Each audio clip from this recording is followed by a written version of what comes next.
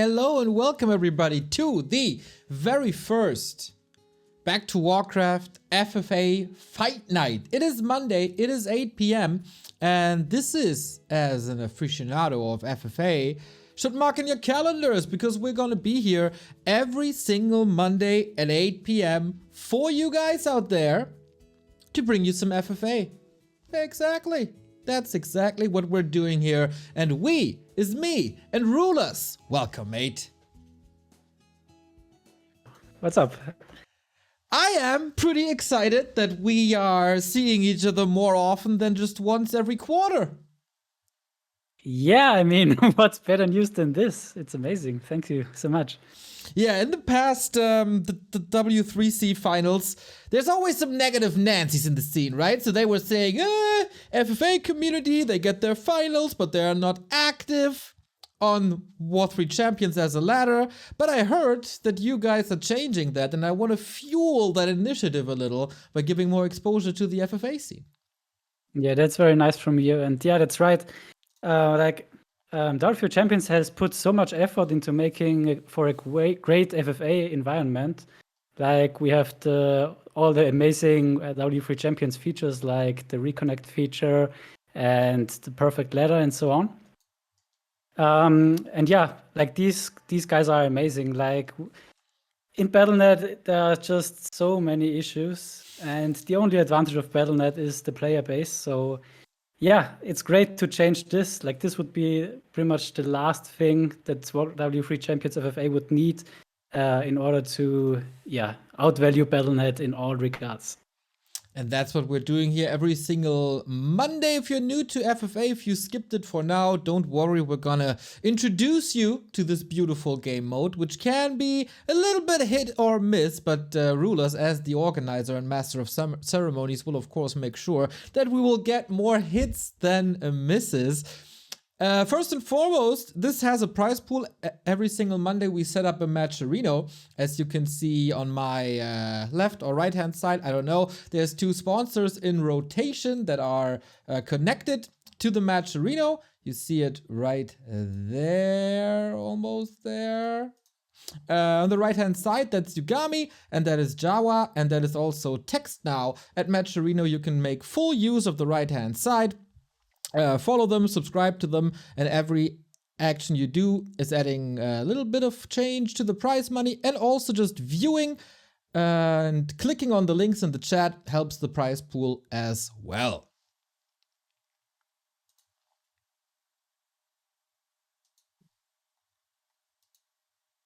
Exactly. So for the first edition of the FFA Fight Night, I'm not sure if RulaZ is still with me, but I think so. Yeah, I'm here. Wonderful. We of course need 4 players, so you did the invites. Who are our 4 players and why did you invite them? Yeah, so first of all, I invited the players based on the W3 Champions ladder performance. So an additional motivation to grind a FFA ladder on W3 Champions.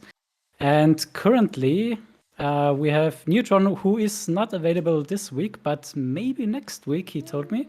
So yeah, other than him, though, we have pretty much the creme de la creme of current FFA with Sheik, who beat Moon recently. So who needs Moon if we have Sheik, right? Exactly, twice. Yeah, then we have Qwest as the second pretty much strong micro and macro guy. We have Airenikus and we have Nightwing. Did we decide if we call him Nightwing or Eshan? It's always, I mean, I have no idea. Like, if I ask him, he says Nightwing, but everyone knows him as Eshan, so yeah, whatever, I guess. All right. You told me, or you sent me a link that you have a little challenge up for War3 Champions FFA as well. Do you want to talk about that now or during the game, or? No, we can talk about it now. Wonderful. Yeah, like I pretty much want to have as much incentive for everyone to play on W3 Champions as possible. So there are a lot of advantages playing there. So the first one is you get invited to the weekly FFAs like today. Second one is you get invited to the W3 Champions season finals, which we have every quarter of the year. Third advantage is we have a $250 prize pool at the moment. So 75% of this is going to the first place, and 25% is going to the second place at the end of this season, which goes until April 23rd. Also, if you stream 50% of your games at least, you get an additional $50 bounty.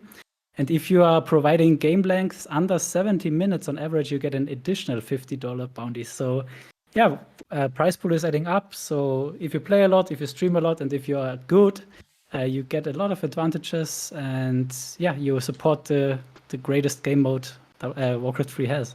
One of the greatest game modes, I would personally say. Okay. Okay, yeah. Tastes differ. For some, it's the greatest. For some, it's not. Pat, thank you very much for the sub, and also Ralphus for yet another tier 2 sub for 3 years. Less than 3 FFA. Please cast more of this wonderful game mode. Mark it in your calendars, mate. Every Monday, 8 p.m. But okay, so. We presented to the people when this is happening and who's playing today, but you brought us another little gift, I'd say, for this special occasion. And that is profiles. Player profiles. Yeah, I don't see the screen, so you could tell me like with whom we should start? Doesn't really matter. I follow your lead. Okay, so let's start with Qwest.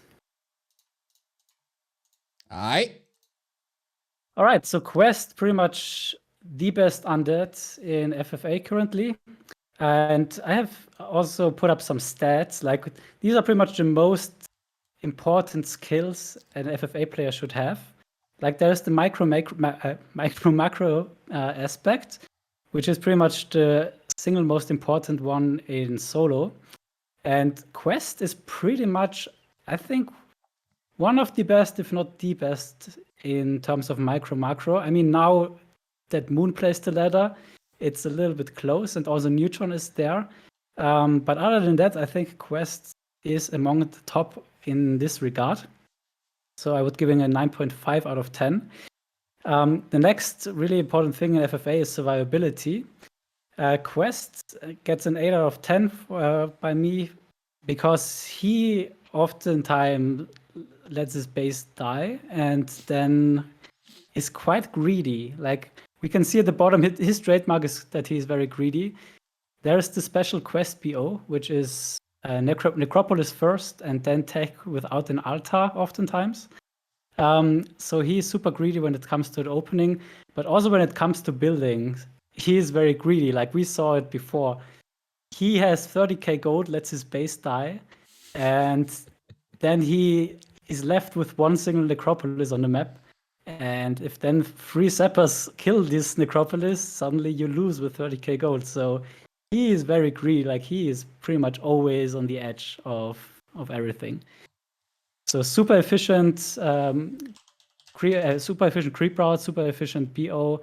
Always gets a beautiful free hero distribution after creeping. Perfect micro-macro, great decision making. So yeah, definitely top 3 FFA player undoubtedly. And also a former War 3 champion and also a former FML winner? Yes, current FML champion even. Current FFL champion, of course. I know my trophies. So yeah, he seems I was in like... the finals and I lost him, so I will remember this. I remember that too. Okay, so he got pretty great stats and seems to be one of the players to beat here today. But who are the challengers then? Yeah, the first one is Airenikus. He is always amongst the top of the FFA players, and that's particularly for his hoarding and decision-making skills. Like, he always knows when to hoard, when to let his base die. He's not the greatest in micro and macro, but he showed some great performances recently. He's great in survivability, and we have the manipulation aspect, which is all the chatting involved. So yeah, he's doing it as much as needed, not too much. But yeah, pretty much his trademark is that he always knows what to do, and he always has a lot of gold. Sounds good. All right, players are Next ready. one is Nightwing, aka Eshan. So he has the trademark unkillable. Like he never dies. It's ridiculous. Like if you are in a 4-way and your only goal is to kill him, you won't achieve it. So that's why his survivability is amongst the best in the scene. 9.5 macro. I think the weakest in this lineup, especially in the beginning. Like if you rush him, I think he will have some issues. Also, given he is random, his builds his BO is not really optimized too much, in my opinion. So yeah, he lacks a bit in that aspect, but I also think when it comes to army composition in the late game and also fights in the late game, he is very good. Like he always makes exactly the perfect army against what he's facing. So that's really what makes him a very strong player. Also known for his manipping. So he does a lot of chatting, a lot of crying, a lot of acting dead. So pretty annoying to face him and to play him, but also quite efficient style. Before you introduce the last player, the players are all ready, so we could start and then introduce. I mean, does he really need an introduction? The next player that's left on the map is Sheik, and all our viewers know Sheik, of course, because he beat Moon twice in the past couple of weeks. He's a pretty decorated one-on-one player for UMAD Gaming, and apparently here in FFA, he's switching races quite a bit. We've seen this before. Usually an undead, especially in the one-on-ones, but he plays a lot of heroes there already, so you can see he's not sticking to the meta. Variability might be one of his biggest assets. Of course, as a one-on-one player, he gets a very good score in micro and macro, but what about the other stats that you came up with? Yeah, like Sheik is definitely the most well-rounded FFA player. Like every player has their clear weaknesses and their clear strengths. And for Sheik it's really hard to tell because he just is good in everything. He's not outstanding at anything. Like he's not pretty much the best at anything, but I think there is no real weakness that Sheik has, and that's really strong. Okay, we have a weakness though because we didn't ask the players to tell us who they are. And now we got three orcs and a night elf. So that is problematic, and I really, really hope that you can figure out who's who. Yeah, let me take a look. So it looks like top right is Sheik. He did this in FML already. He makes tech before any building, top right as purple. Then we have bottom right, Airenikus most likely, with the standard Blade Master opening. And at the bottom left, I guess it's Nightwing, aka Eshan, because he likes to go Tavern Hero, like Dark Ranger first is one of his trademark styles with Orc. And Qwest decided to go Elf. And I know that Qwest likes to play Elf, and what I particularly know is that he hates to play against Orc. Like he says Orc is pretty much the most Imba race and nothing Undead can do. Like if Orc is 2 levels below Undead, then Orc still wins against Undead. So against 3 Orcs, I get why he's playing Night Elf. Yeah, that's not that easy. I haven't seen his off race thus far, so how good is it? Yeah, I'm not too sure either. Like he played it on ladder, but I haven't really followed it, so I'm also pretty much in the dark how good it is. So yeah, we will see. All right. Okay, so Qwest elf, then just to be sure here, purple. What did we say? Purple, Sheik, teal, Airenikus, and blue, and red is Eshan. Yeah. God. So interesting. We have 3 orcs, but 3 different openings. Like 1 fast tag, 1 Tavern Hero, and 1 Standard Blade Master Headhunter. And we have Qwest with a Tree of Life first build. I know that Lelo is most of the time not the biggest fan of it, because it doesn't gain you too much time. As you can see, the altar is late. Also, you have to put 2 wisps in the into the mine in the beginning. You don't have an Ancient of War to creep, and you still have to walk a long distance with the tree. So, yeah, I'm also not the biggest fan, to be honest, of this route, but I guess he thought this through. So yeah, we will see how this is going for him. Also, which hero he'll pick. Most likely a Tavern hero. Yeah, it does seem like a very typical Qwest build, though, with fast tag and expansion at the same time. For people who are tuning into FFA for the very, very first time, what is like the number one basic thing? So the most basic thing is that you want to get to 3 heroes as soon as possible. You want to get your Shredder at 23 o'clock, and you want to get a fast expansion. So a lot of goals that pretty much contradict each other, but they are all really important. So if you are drafting a creep route or a build order, then yeah, pretty much make sure that your Shredder is there at 23 o'clock whenever there is a lab on the map. This is, I think, the most important thing. And also get a first expansion as soon as possible. And don't attack anyone, but rather creep and get your expansion. Because yeah, you mostly creep either one green camp or directly the expansion. So this is pretty much always checking the first thing to get your expansion up. And then, as we can see now, it's already 20.30 on the clock. So very soon there's already the Shredder available. So you have to be at the lab pretty soon now. If you want to have perfect lumber management. So yeah, these two things pretty much make it so that you don't really want to rush anyone, so that you have these two things lined up. Also, you want to tech very fast, as we can see for all players. There's already a second hero for Qwest, and also a second hero for Sheik. So yeah, 2 heroes, 1 expansion is pretty much what we see from most of them already. Except for Sheik, but Sheik is going to tier 3 very fast, so he will go for a tiny and catch up with the expansion speed. And now we see that everyone is rushing to the lab. So yeah, expansion, lab, tech, second hero, and at best tier 3 as soon as possible. All right. How greedy you want to go, it's pretty much up to you. Like, you get vulnerable to rushes, but in this lineup I don't expect anyone to rush, because everyone pretty much knows that they need to get all these things ready. Yeah, some conservative players here. There's no early game bullies like Neutron was at the beginning, or a typical one-on-one player switching is oftentimes. So rather calm and collected. When we look at the heroes, we got a big variety. So is there a rule of thumb, like what's better? For example, in one-on-one, heroes with summons are in general pretty good for the early game and then fall off a little bit later. Is there something you really want to get in an FFA game? It's pretty interesting, because you can go for a lot of heroes depending on your preferred playstyle. For example, Gradient is pretty much the only player that goes for Beastmaster every now and then, like Beastmaster and Keeper. But this is already for his entire end game plan.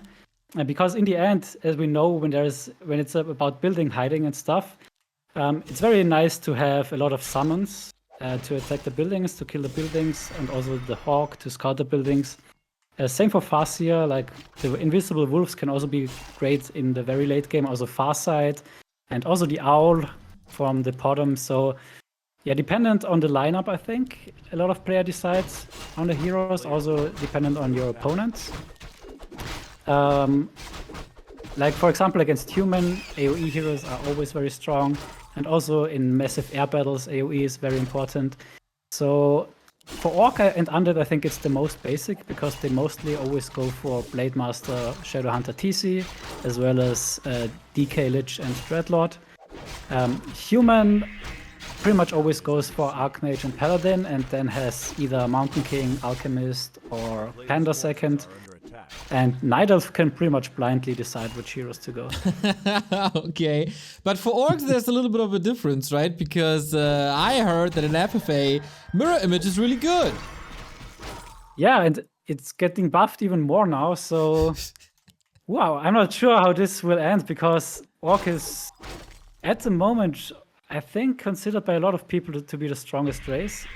It's very vulnerable in the early game because they lack lumber a lot, and they need to get their tech up, so they need to get up their casters. So Yeah, I think Mirror Image is definitely a very, very strong addition now for Orcs. Like, they already played it when it wasn't buffed. The big disadvantage, though, is the experience it gives. Yeah. Like, if there's an undead with like 3 destroyers and you are dispelling the Mirror Image, you get like 3 level 5 creeps on your heroes, no matter what level they are. So yeah, they can feed the other heroes quite a bit. So other than that, though, it's pretty amazing with the damage they do. All right.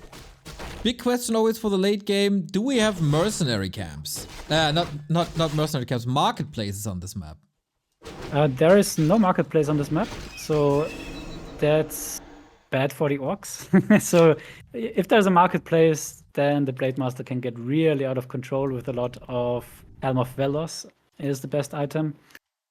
But yeah, not on this map. So most likely they have to hope to get some nice damage items from the creeps.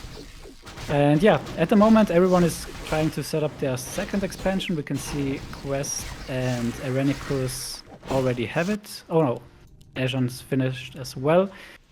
And Sheik, very, very slow start. Like, he got his 3 heroes, but he's still on 1 base. So pretty greedy opening. Now he finally gets his tiny Great Hall, so only first expansion up just now from Sheik. So he will fall behind in the gold count heavily. And here's already the first big sign why we play on Warcraft Champions. Shout out to the reconnect feature in Battle.net. This would already be over. Yeah, exactly.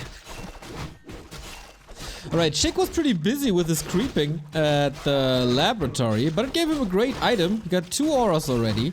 Unholy and Legion and Devotion. That's yeah, perfect. A little advantage later. Yeah, for sure. Like, these auras are great. So yeah, like if we want to continue with our checklist, it's like pretty much get 2 expansions, get red camps as soon as possible, get 3 heroes up as soon as possible.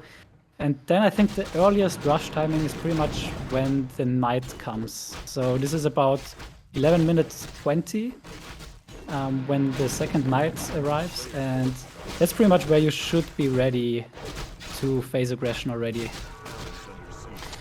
So yeah, this is pretty much a sharp FFA timing if you want to go for a quick attack. On bigger maps, you can also go stay longer on 50 and creep instead. This camp, by the way, is very, very hard to creep. Like, he already has 3 heroes, level 4 Blade Master, level 2 TC, he's pulling the creeps. He has tier 3 headhunters, and this is a green camp on the map, or an orange camp.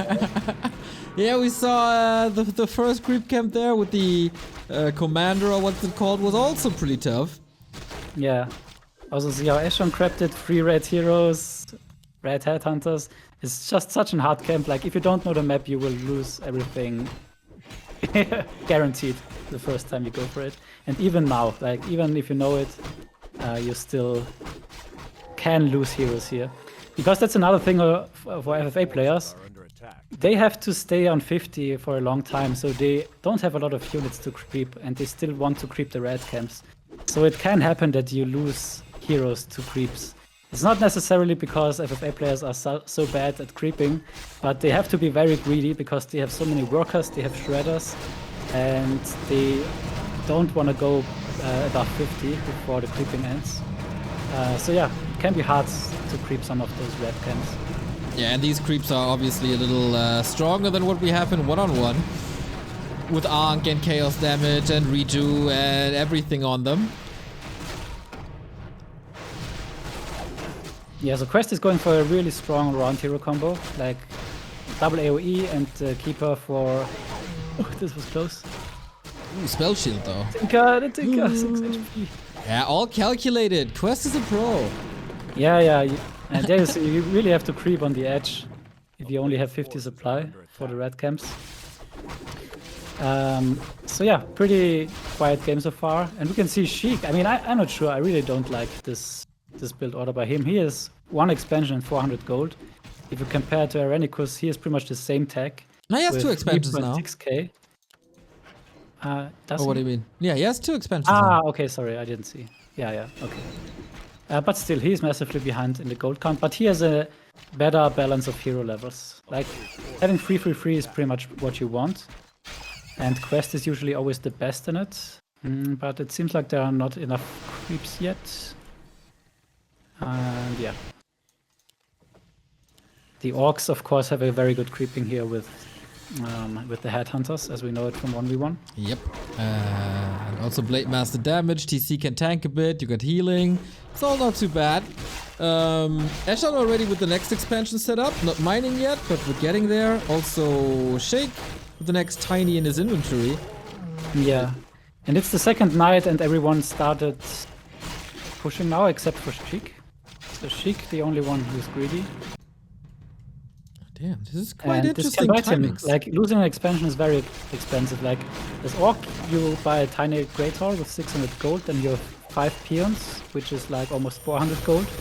So this is 1000 gold, plus the mining time, plus the time to remake the peasants. So this is like costing you like 2.5k gold, I would say, if you lose one base by being too greedy. So you have to make 2.5k more by hoarding.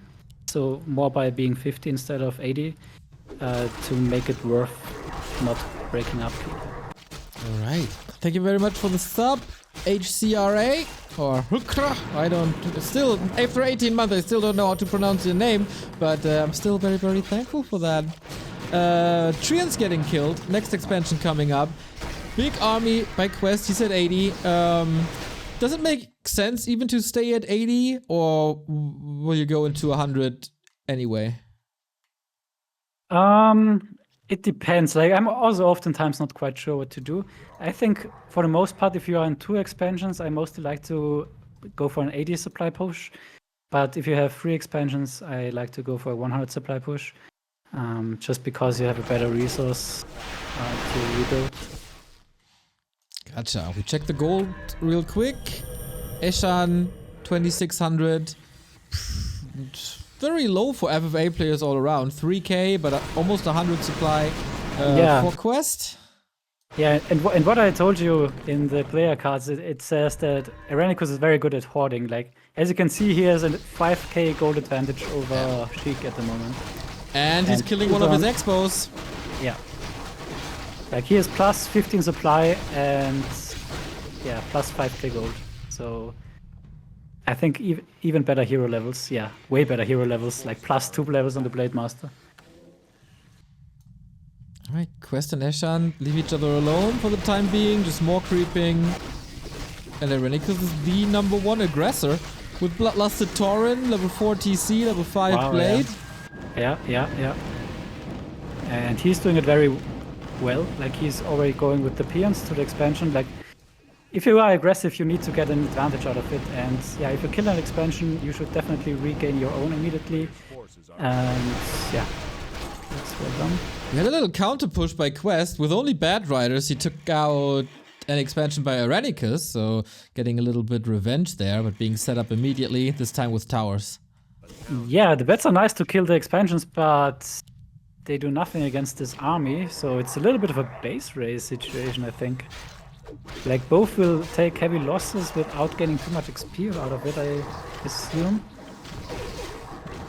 That's pretty good for Eshan and Qwest then. As they can just for sure. creep and hoard. No lumber at all for Airenikus though. That might turn into a little bit of a problem.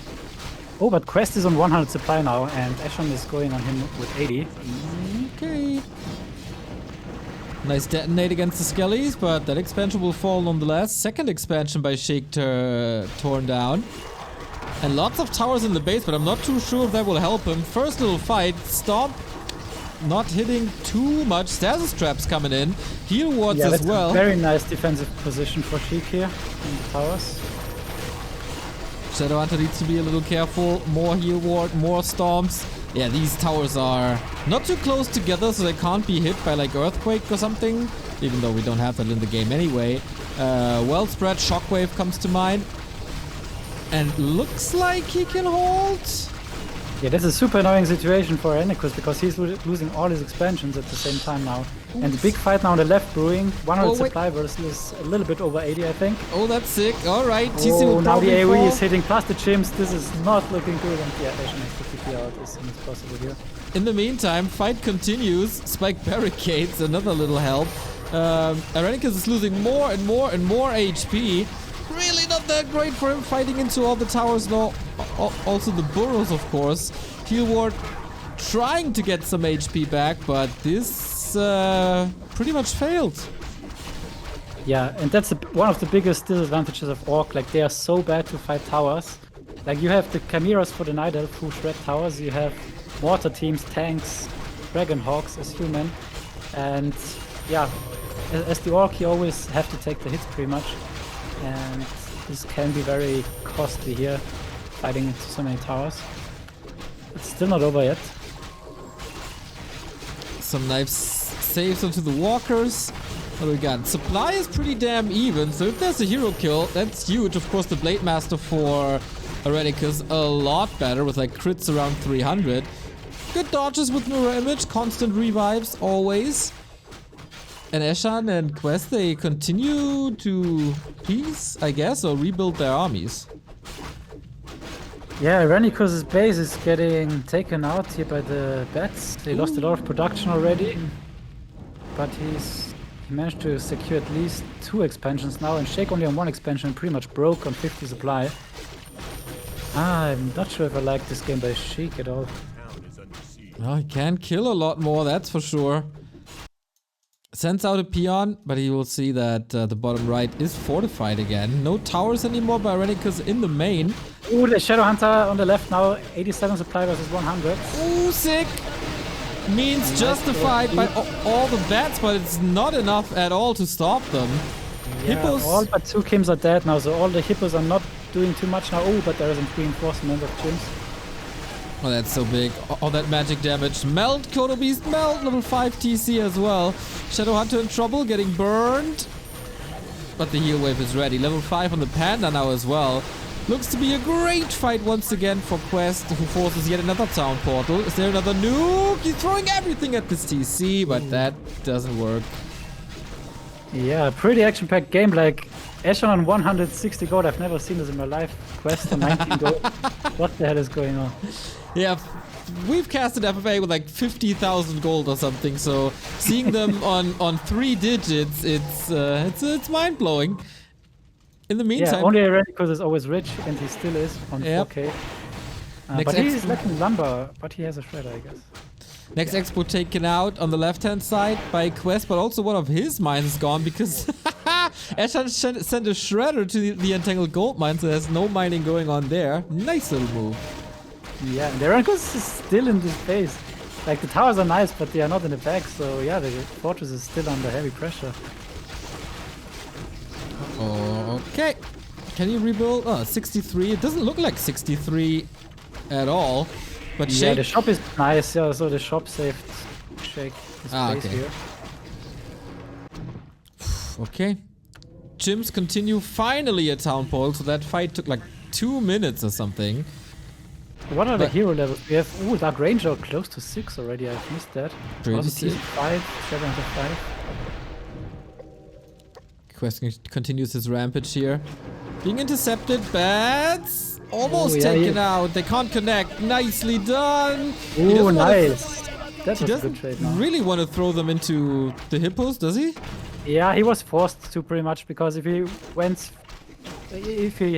have gone through the hippos, then there's double AoE with rockets, and then the hippos is just melting, or just killing all the bats.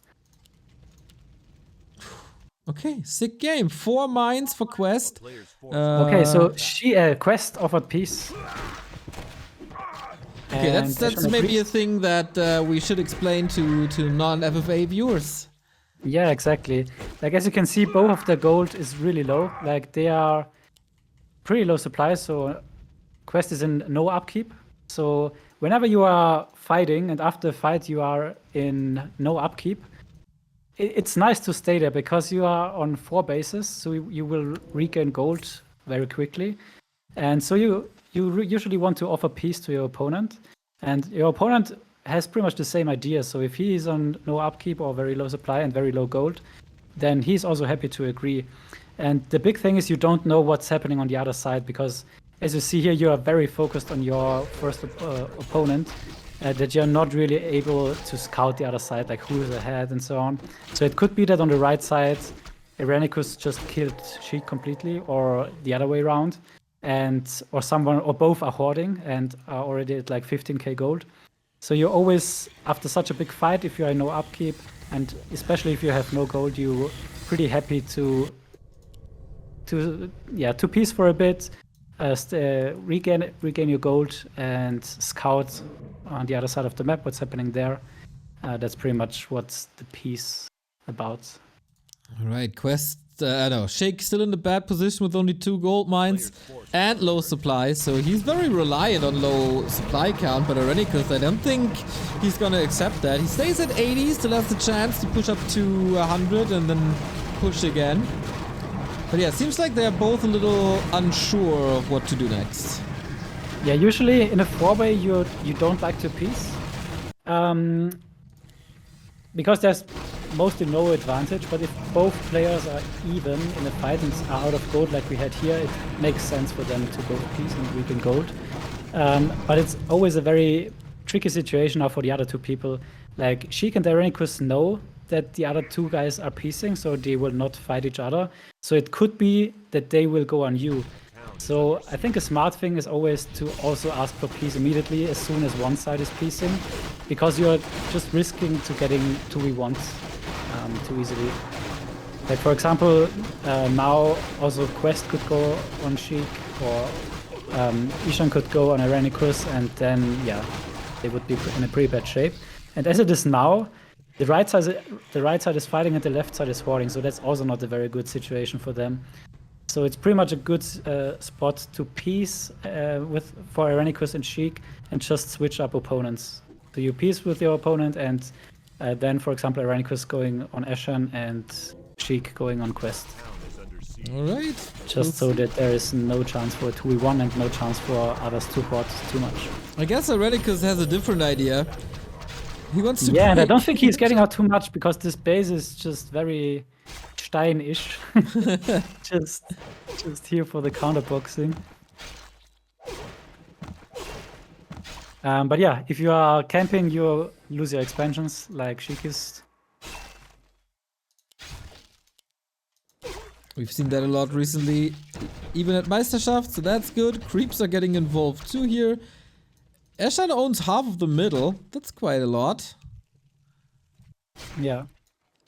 And Sheik is desperately trying to get like some sort of reinforcements or help. Yeah, like he wants to get help, but yeah, as Airenikus is pointing out, the others are hoarding as they pieced.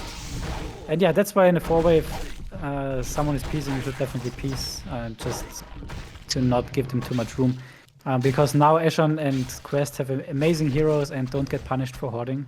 And Sheik can't really get gold, Airenikus can't really get XP and is on 80. So not the best situation for the right side.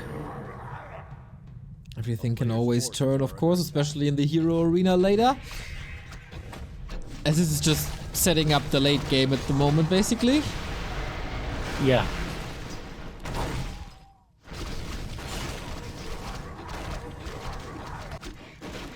And Eshan now even attacking this expansion, wants to get his own.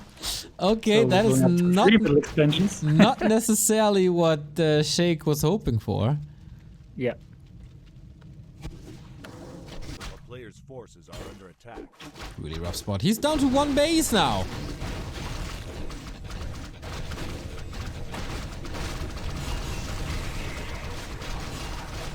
Units are still melting. He needs experience, like yesterday. 1 tiny in the inventory. Alright. That, of course, can turn the tide against you. Like, if you're that greedy and get 3/4 of the middle. Yeah, like we saw that with WulaZ in one game where he was like having half of the map on 50 in a 4-way. And then he was wondering why he's getting teamed. So, yeah, everything will get punished. That gives you an, or if you try to get any type of advantage. Sheik still contained. Nobody is doing anything. I mean, Sheik could relieve some pressure if someone, like, if Airenikus is going towards Eshan now. But Qwest is having the time of his life.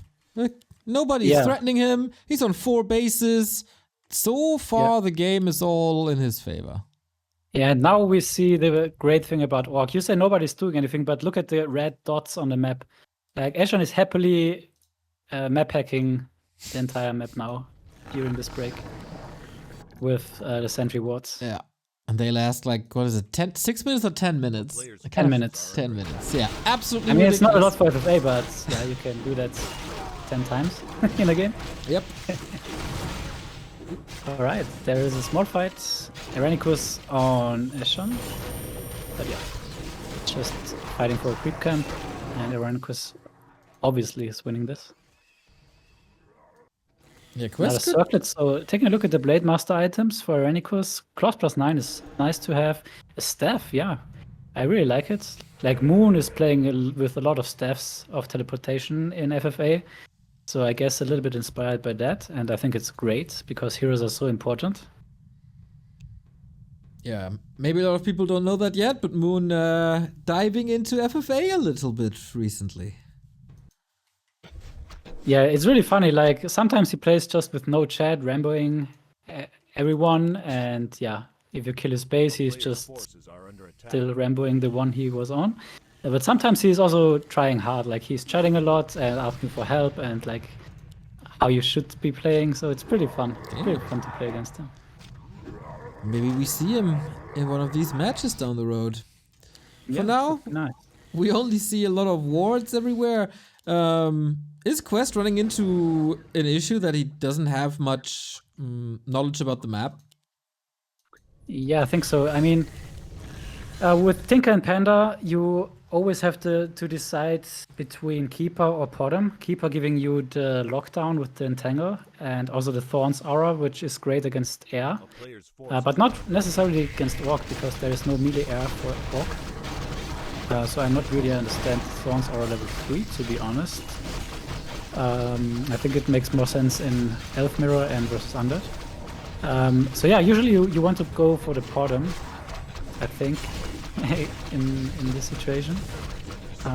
But yeah, I think both are pretty much equal, like Keeper and Podem. But as you pointed out, Keeper has the disadvantage to have very little scouting. Eshan, of course, knows absolutely everything. Also holding quite a bit by now. 12k gold for Airenikus, 12k gold for Eshan. Just poor Yeah, Sheik. and Airenikus is having enough now. Like Demolisher and FFA, this is pretty much always like you rarely see them because they are just not the best unit. But yeah, if you are facing that many towers, there's pretty much no alternative. And Sheik is going again. That's on the expansion. Yeah, this doesn't feel too efficient.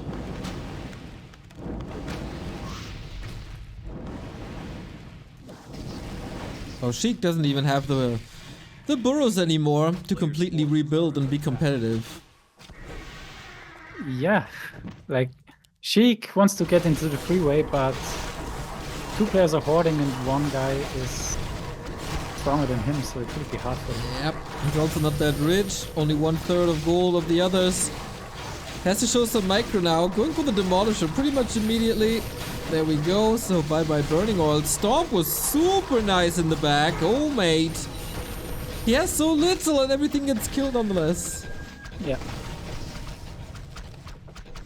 Where's the Blade Master from Aaron? Oh, it's level 6. So now we have Blade Storm. That's finally an answer against the towers. Yeah, and that was the one big upside for Sheik that he still had left. Like, what's preventing Aaron now to raise them down all the time? Not much. Yeah. Like now the heroes are also very strong. He could even reskill to Shockwave is what you see sometimes. But I think that's too early. He still needs the Stomp. But yeah, Blade Storm is a big help against the towers. Okay, things are calming down a little bit, it seems. Oh, new peons? Where are they going? Good question.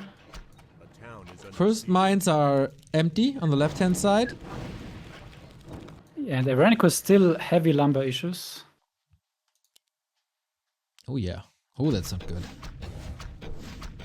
All right, and now Eshan also starts to try to build a big base. Qwest is building a big base. So this is pretty much the point where there is no quick win possible anymore. A quick win is possible if you are rushing into the second night, for example, kill your opponent in the first fight, and then push to 100 and go to the next player. So this is how you can win an FFA early. But as soon as there is minutes of boarding from multiple people, bases will get too big and hero levels get too big, and then there's pretty much no way for one player to get this far ahead to take out like 2 of these big bases with big gold counts. Alright, fight continues. Blade Master still not that overwhelming for Sheik. He's trying hard, but that TC also, he's so tanky. Double parrier, Bring of Protection, Invo Potion still blocked. Yeah. And Aaron might now want intentionally to lose and drop to 50. Yeah, would make sense. He's banging his head against the wall. He's not being too successful in anything. Wyvern out there where he doesn't have the best counter to. And he's but super Eshan just comfortable called on out that or asked whether Teal is on 50, so maybe not the best moment now to drop.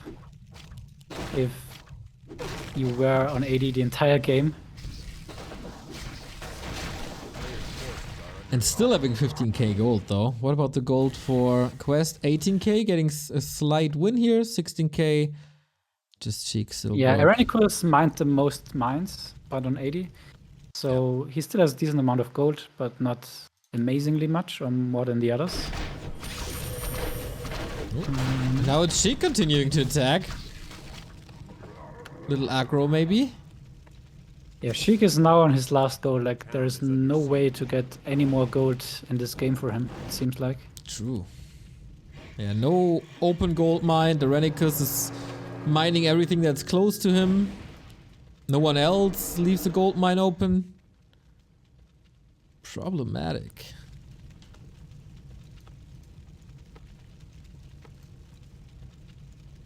Okay, but this is a huge mine, so this is pretty much the only one that's really juicy.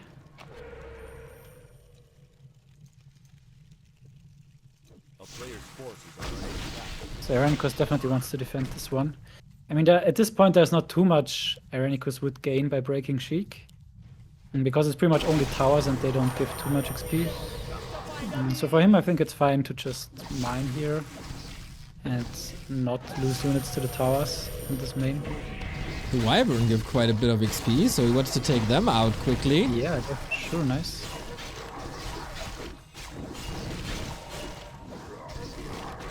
And of course, never forget about the mirror images, giving XP now as well. So slowly but steady, grinding towards the high levels, getting closer to 666. And Qwest is mining out some of his bases too. 1700 in his natural, main base 3400. Airenikus leaving some gold open for later when he's maybe a no upkeep. And even Eshan, like there's not much gold for him left.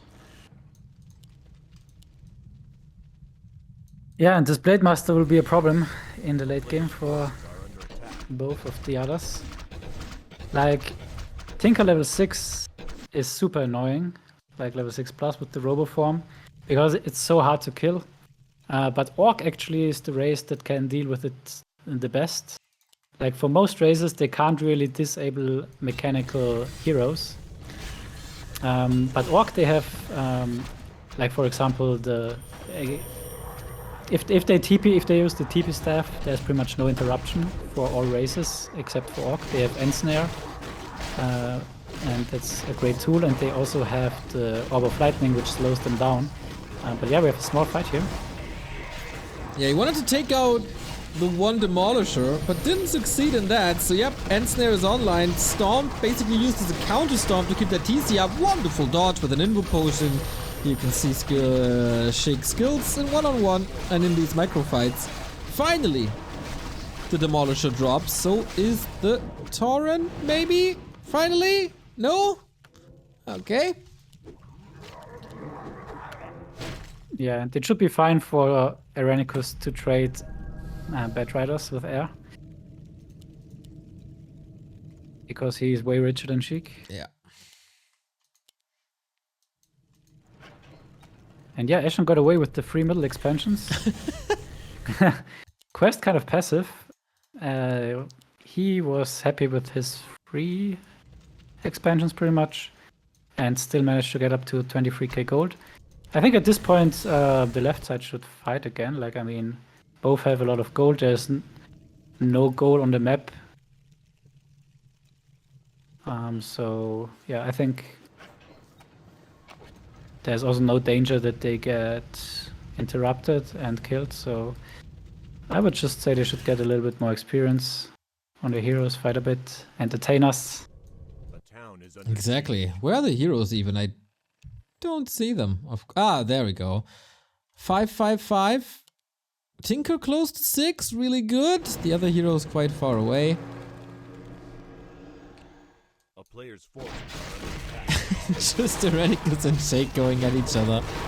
Oh, it's ridiculous. Bad Riders are coming in. Wow, he doesn't even have armor upgrades. Ugh. And Yeah, if that's you have how armor upgrades, then the bats don't take out the Wyvern with one hit, but yeah, he has 0 armor upgrades. That's how far behind he is in this game. Yeah, this game is going for quite some time, so usually at this point you should be well equipped. You see 2-3 on the Torrent, for example. Yeah. Heal Ward, Storm, all that good stuff. Lots of Dispel, lots of experience. Shadowhunter closing in on 6. And even, like, the towers, they don't matter too much.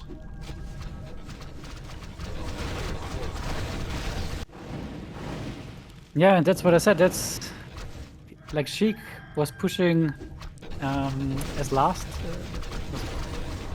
and therefore lost all his expansion and never came back into the game. Yeah.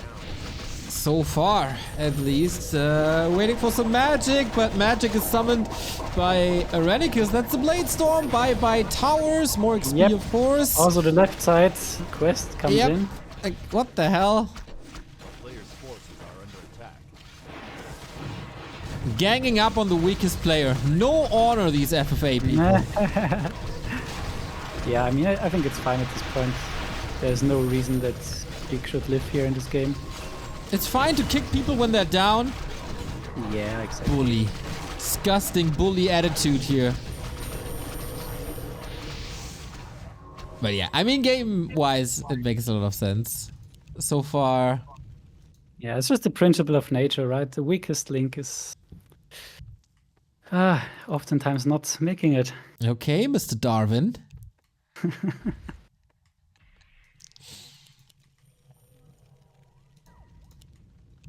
Okay, so what is... Oh, yeah, and Qwest sensed gold, and yeah. As nature is telling us, if there is gold, then other laws come into place. Alright. And there's a TP, and that Chim army is wrecking pretty much everything here. Kill him, yes. I've never seen Sheik so enthusiastic.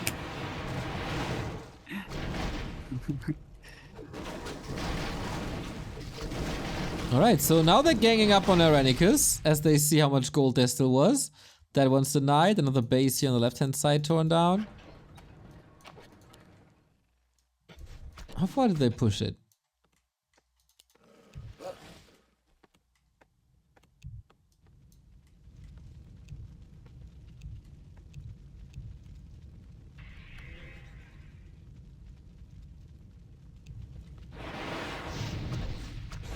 Alright, and Qwest is on 100, and now finishing the orc. Looks like See how it. easy it is to finish those towers. Yeah, man. Airenikus, what are you doing all the time? Why is that so Yeah. hard for you? Robo Even the Tinker. off race. Robo Tinker on top as well. Oh my god, poor Sheik. He thought for a second that he's finally relieved, Yeah. and then this. Yeah, I mean, it's smart from Qwest because, yeah, he can get some experience out of it. And there's nothing he can lose, pretty much. So yeah, you just take it. Eliminating one player gets you closer to the victory. Town is under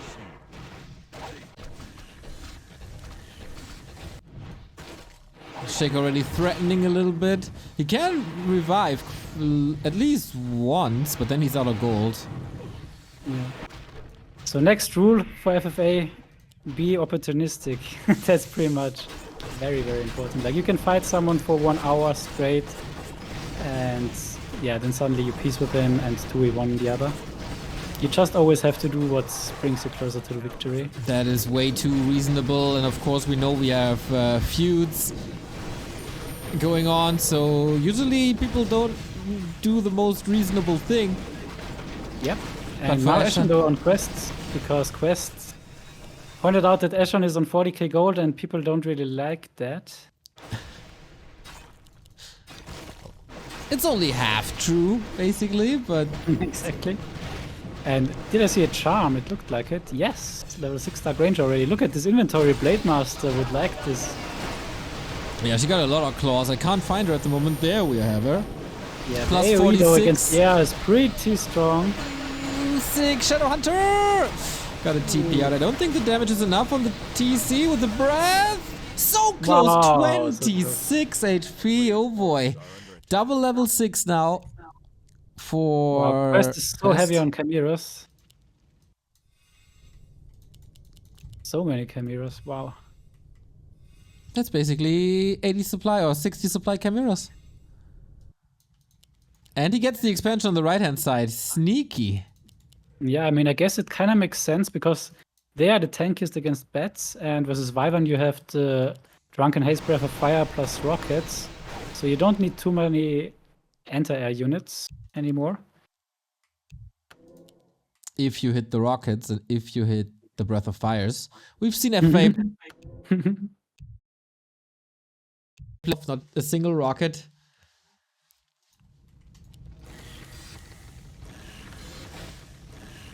A player's forces are under attack. But they were also probably not playing sober, so that's fine. You caught up for me? Are you still here? Yep, Oh. yep. I'm here. Hello. Oh, I don't hear you. What? Oh, that happened on Discord recently for some reason. I think I gotta restart Discord real quick.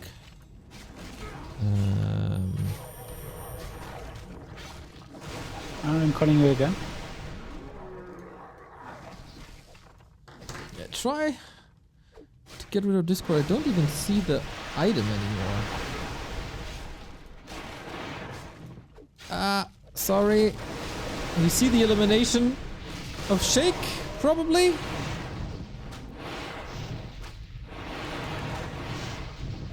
Good luck, Eshan. F those rats and boom! Sheik eliminated as player Oh, no. 4. There we go. Yeah, that happens on Discord. I'm just getting muted. Server muted or something. I don't know. But yeah, Sheik is out. We got an Orc Mirror. Yeah, I mean, that's nice because we lost only one Blade Master, so we still have one. Yep. And this Qwest army looks quite powerful. And he kind of secured that base for him. 7,000 gold more. Feels like they have to do something against it. Yeah, and that's nice. Like, if there is one target on the map, that's always giving players reason to attack. That's pretty much the biggest disadvantage on those for these longer games or long hoarding games. Because if there's no more mine on the map, there's pretty much no target to fight for. And oftentimes no incentive to attack anyone because their bases are big and you can't kill them anyways. And if you are attacking, then the second guy comes and helps and you lose more resources. So yeah, this can be a little bit the issue of these no gold games. So I hope they will fight for this mine on the right now. Yeah, they kind of have to. Otherwise, we have a long and stale situation here. While we have it a little more peaceful with the grid command, you can check out the match Reno for tonight. There is our two sponsors here for tonight. That's Yugami and Java. They add for you watching, they add money to the prize pool. You can also follow them for a couple of cents, and Text Now adds $3 to the prize pool if you download the app. So go check it out in these peaceful moments.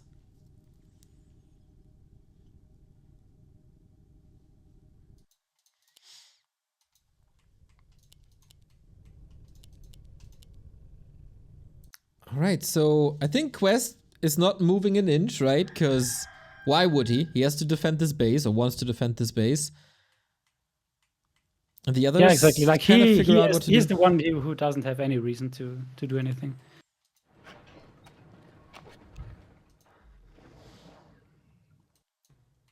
All right, so it's a question of who makes the first move. We got Eshan at 80. We got... Oh, that's a big jump in production. All right, we kick into upkeep.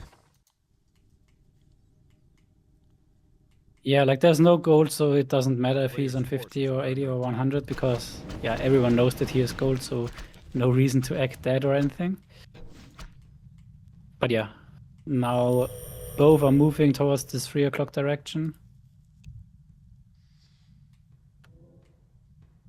It's also always a nice thing if you're killing a shredder, you can always say you were typing or you weren't looking.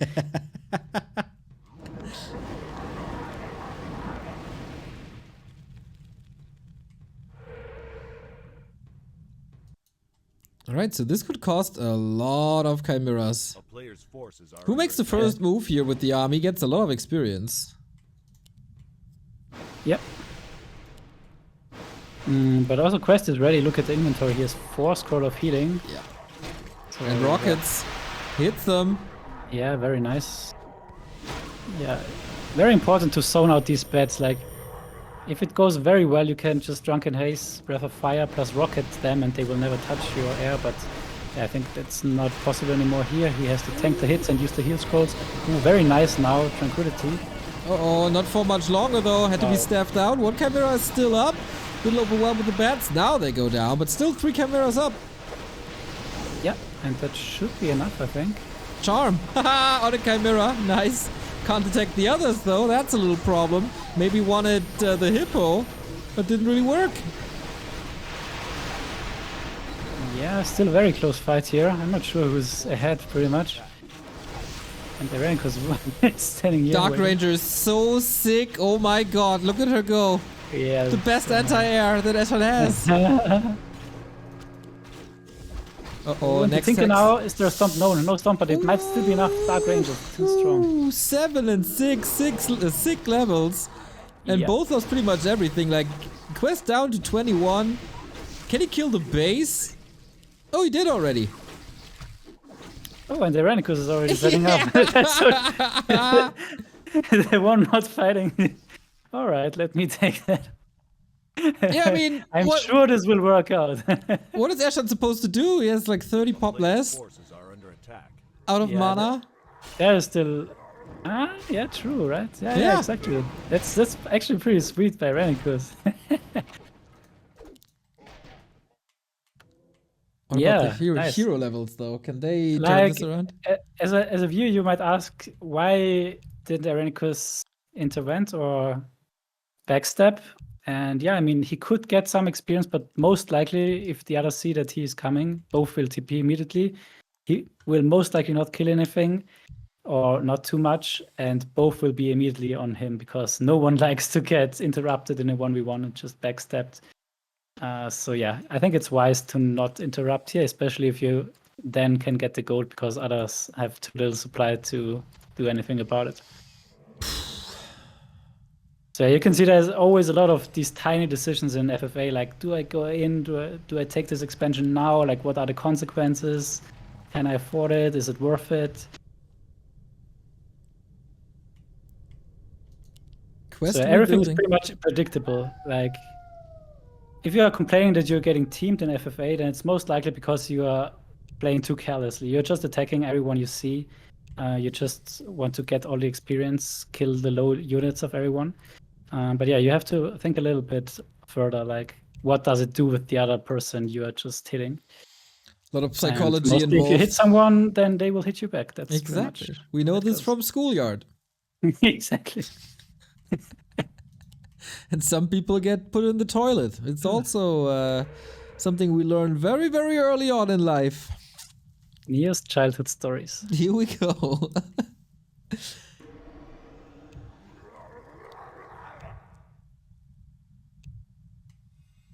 Oh, can we see a Blade Storm here? Or is it just scouting? Qwest seems a little triggered. Yeah. I mean, over time you just learn to filter the chat. That's exactly what Eshan is doing now. Yeah, filtering chat is mostly ignoring 95% of it.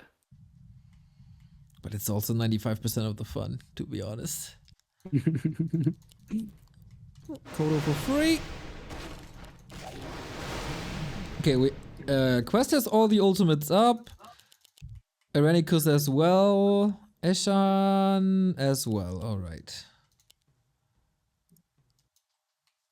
A player's forces are under siege.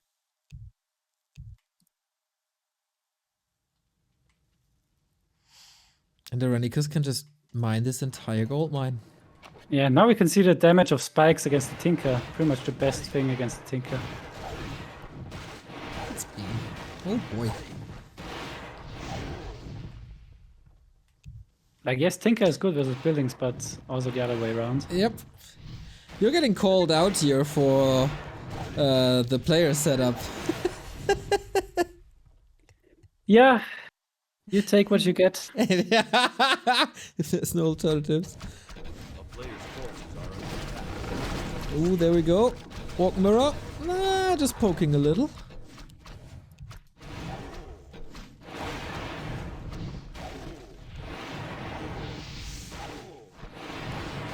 And the Tinker is now staying in the back. He's hurt.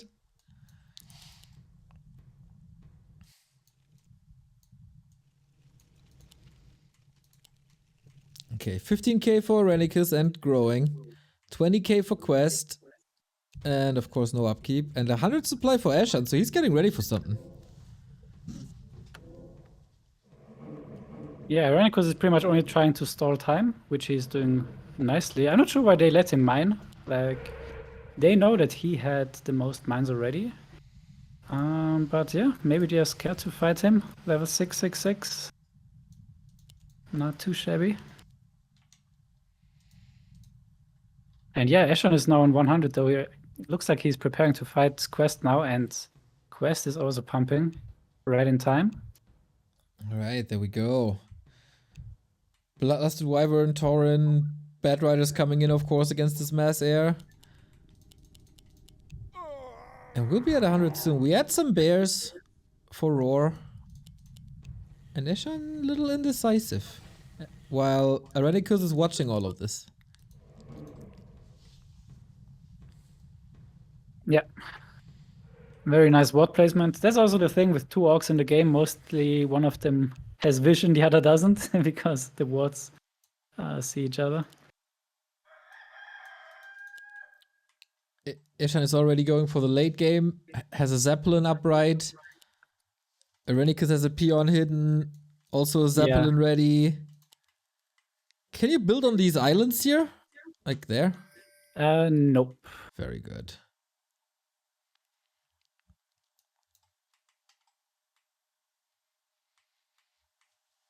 So yeah, by the way, Eshan announced that he's gonna suicide Qwest. Meanwhile, preparing 2 Zeppelins on a map. But are you saying he's lying? No intention to go for the long game. He wants to speed up the game, he says. He's a man of the Doesn't care people. He anymore does it about for the viewers. Yeah. He's a man for the people. Oh, now we have the raw Kims. Always nice to see the damage, even without a bottom aura. So sick. 150 max damage. But okay, we have stasis traps set up, at least one. But Yeah, Airenikus and isn't very ready. important to dispel. Nice, good dispel. And immediately, but that's because Eshan is in the base. Ooh, and he catches some Chimeras. First one gets charmed, second one taken out. But you don't want to fight into the Moonwell, so that's nice. Put him back a little bit. Kill him that AP. And now we get in with the bets. Alright. Yeah. Tranquility plus Moonwells. Oh, exactly. It's pretty impossible to break here, I think. Heal Ward is helping a tiny bit. Yeah. Nice heal ward, pull back, heal wave, all very well played. Silence on the keeper to cancel Tranquility Storm, and now focus on the keeper. But the Kims now wrecking ground army, nicely putting back all the casters. But everything is red now. Rockets, Breath of Fire, huge damage against the Wyvern. Invo Potion to save the keeper as well. Shadowhunter is in trouble, also goes for an Invo Potion, level 7 on the Close fight TC. though. These Wyvern are surviving a little bit too long due to the heal ward. Next Breath of Fire, next rocket combo. Hero focus as well. Another charm coming in. I'm already ready again. Tinker down. Rocket. Wow. Roboform. He dies for the second time, doesn't he? No. He can't heal. He can't heal on the Moonwells. God. As mechanical. So close. And now the Keeper is falling as Keeper well. dying as well. Boom. And Eshan, man. Wow. What nice a fight. Exactly. Was not too happy about his macro values there in the beginning. Yep. That proved me better. Yeah, that was a pretty sick fight. And of course, Airenikus is watching all of that. Probably giggling. Okay. That's the fun fact, yeah, that he is mining and the other two are fighting. But yeah, of course the other two know that they both have a lot of gold, so it's nothing too secret. That was But yeah, expensive. Eshan still, with all the bets, it always costs a lot of gold. They are very inefficient, but give a lot of XP. But you can't really do this forever. Yeah, the hero kills cost a lot, of course. You need to get them back. 700 gold or something at this point. Yep, and the 40k triggered him, so yeah. Yep, Be for careful, sure. next rule, be careful with your manips. Don't overdo it, because you make people angry.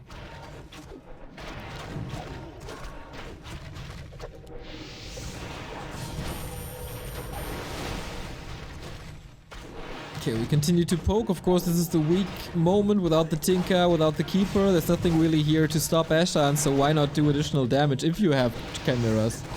Yeah, that's very nice now to weaken the bases a little bit. Makes the game less stale later on.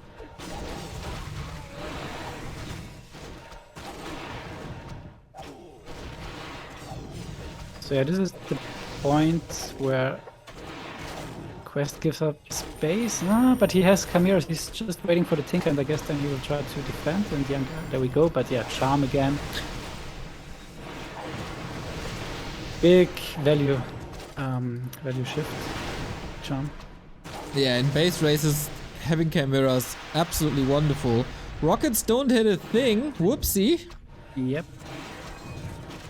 TZ now falling, but I guess reviving. Oh, Yeah, must be. Oh, that's the heal wave. Double rockets. Eshan, are you staying a little bit too long here? If he kills him now and the revive goes off later, that would be horrible, but nope. Wait. Saves everything. Did I see a staff there by the orc? Yep, the TC has a staff. He even has his own Chimroost in the meantime. Didn't even see that. He charmed a wisp. Oh, nice. Yep, and that's really strong now. By the way, another reason to get you teamed if you go for a second race, Black Castle. But yeah, very nice to have staffs for orc. Like, this is one of their biggest weaknesses.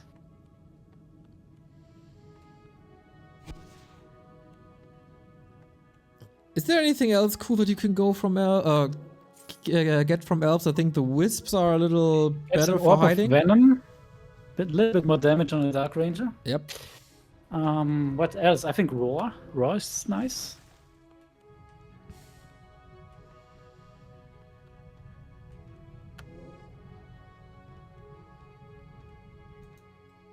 Alright. Airenikus still not doing anything. The mine is empty now, so this is the point in the game where nobody has income anymore. Probably also time to kill peons and stuff. Yeah, I think this could be the yeah, it could be a possibility for Airenikus to go for 100 pushing Qwest. Yeah, Qwest is rather weak right now. 64 only. Also very rich, so probably a bigger threat than Eshan. Most trash play in FFA history. Dude, did you not see the War3 Champion semi-final where nothing happened for 3 hours? Shoutouts to Say So. Shout out to Say So. There is a myth in the gym community that Say So made the games super entertaining and stuff. But I guess that's only the people who watch the final, not the semi-final. Yep.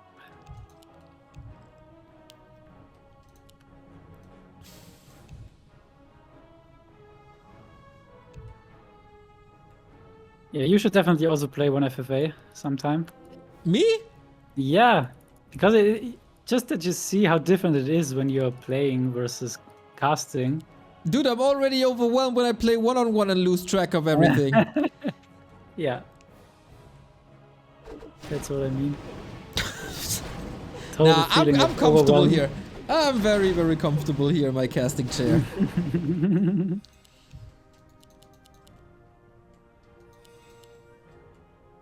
Also, I'm a precious flower. I couldn't handle the heat of an FFA.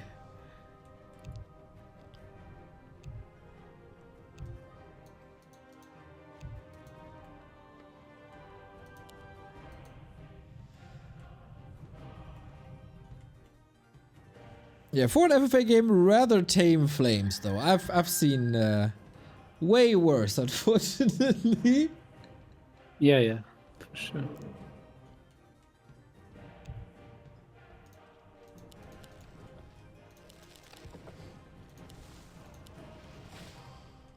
Alright, once again, as we have a calm moment on the match arena, we have sponsor Qwest. So if you follow our sponsors on their Twitter, etc., everything adds a little bit to the prize pool. If you download the Text Now app, that's $3 to the prize pool. Pretty damn sweet! Exclamation mark grid links you there.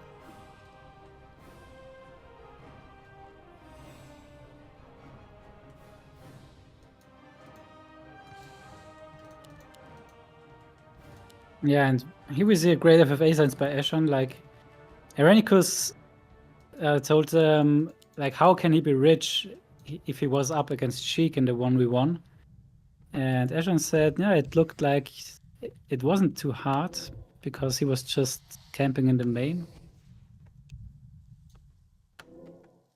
And he was right. Yeah.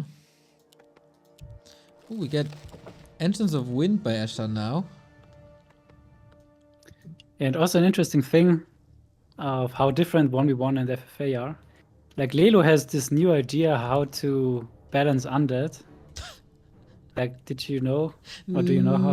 No. But he's like, he had it in his stream title. He said, remove scroll of healing from undead shop. Yeah, I think that's very good.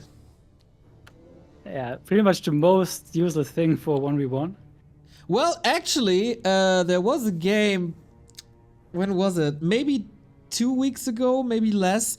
It wasn't Echo Owls, it was very stalematey, but it involved Happy and Mass Air of like Gargs versus Hippos. And Happy had good map control, but of course he was superior in the battles of Hippos and Gargs because he was able to get the heal scrolls from his own shop and had like 7 heal scrolls in a game or something. So yeah, exactly. I agree with Lelo. He's a big brain. Interesting now that Airenikus is attacking with 80. I think I disagree. I would like to see a 100 push. Yeah, he realized it as well. It didn't do too much.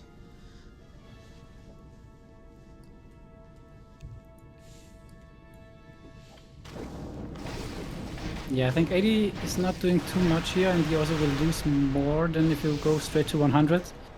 And if you go to 100 and win this fight, you can pretty much take out the base, and then you are in a favorable position.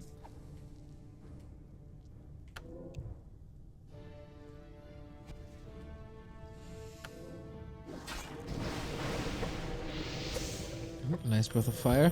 Yeah, maybe Qwest didn't make a lot of friends here in this game. Eshan is checking everything out with wards. Yeah, and Eshan is pretty low on gold. Like, that's also a big disadvantage if you go for a second tech. It's very expensive. He's building quite a nice Knight of Air army though. Yeah.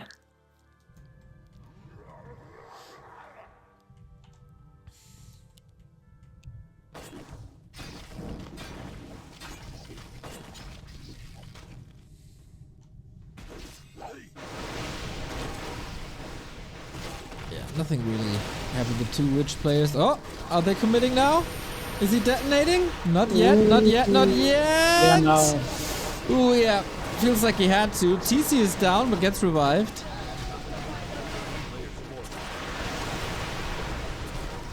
Ooh, did he bid up a bit too much? TC not part of the fight, far behind.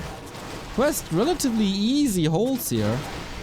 Yeah, that's what I meant. Like this 80 supply push at this stage doesn't really do anything for you. Ooh, Blade! Oh, Sick. time in roll. Okay, good saves overall. Alright, so Airenikus lost the fight, so he's trying to get Eshan to team with him onto Qwest.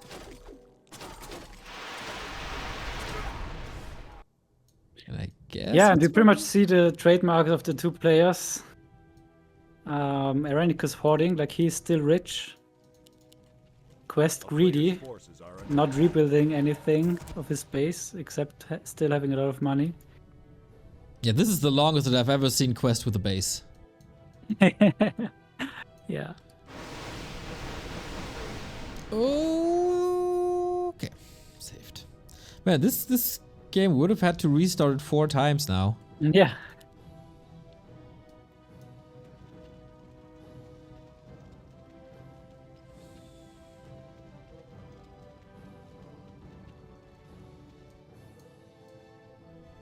a player's forces are under attack. And yeah, I think that's a little bit the problem of Airenikus. Like he underestimates a little bit his abilities to just straight up win the game. Like going 100, just fighting and pushing through. He's always a little bit too careful. Yeah, I'd rather save a little bit more money. Like still not act too strong. Like a little bit hesitant with the aggression. Yeah, you could probably blow through, but alright, more And- time for us. We got 180 Raiders from Sparta. Wonderful. Thank you, thank you, thank you. I don't have the cool sound effect. Sorry about that. All right, but now he's finally breaking into high upkeep.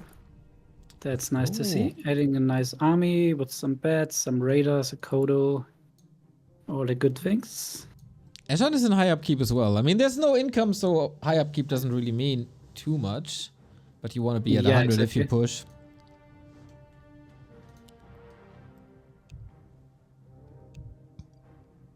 Ooh, a new team. Eshan and Qwest uniting.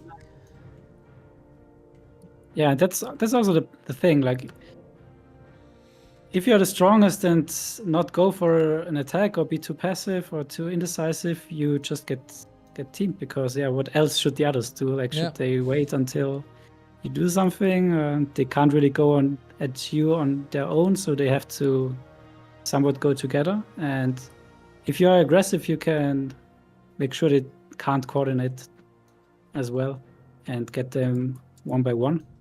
And like this, you oftentimes end up having 2 players in your base and complaining about teaming. Well, at the But very, yeah. very least, this is forcing Airenikus to spend some gold for the 100 supply army. Yeah, like if you're the strongest and the others know, then it's definitely on you to act. Because otherwise they will just go 2v1. And yeah, Eshan, of course, not bringing his army. He wants that Qwest is losing his air against the bats and not him. Yep. How many bats do we have? Yeah, and now Not so suddenly many. Airenikus has to fight against 2. Like if he would have pushed to 100 before, he could have fought Qwest 1v1. Now it's a little bad. Ooh, but Ouch! Shadow Hunter insta-dead. that was not the best coordination there. Nope, not at all. TC. Ooh, and now the TC will die and not TP. Exactly Yep. what we mentioned before. Yep, he's back. That's a double kill. Oh my god. Yeah, no way out. Step preservation, of course, doesn't mean too much. Kill him! Hex! So quick! Yeah. There we go. Yeah, that's some Ouch, that sweet hurt. speed. And now that's exactly the point now where Airenikus should push through. Yeah. Like, what's he waiting for? If he waits now, then Eshan will get back his hero and they will go 2v1 again, and most likely with better coordination. Now is exactly the window where he can just go 100 again, push through. Eshan is -2 heroes, so he can't help if Airenikus is going on Qwest. And yeah, Airenikus could also very well just go on Eshan, but he's too slow. Like, if you are ahead in an FFA, in a freeway, and everyone knows you are ahead, you have to be very, very quickly with your actions, because your timing window is very small. If you're ahead, get further ahead. Exactly. Okay, is he doing it? He's moving north, still at 90. Heroes all together, probably making a pit stop at the shop or something, pulling all the bats together. They were scouting quite a lot. Yeah. Now he's on 90 and Qwest is on 100 in his base, so this is again not the best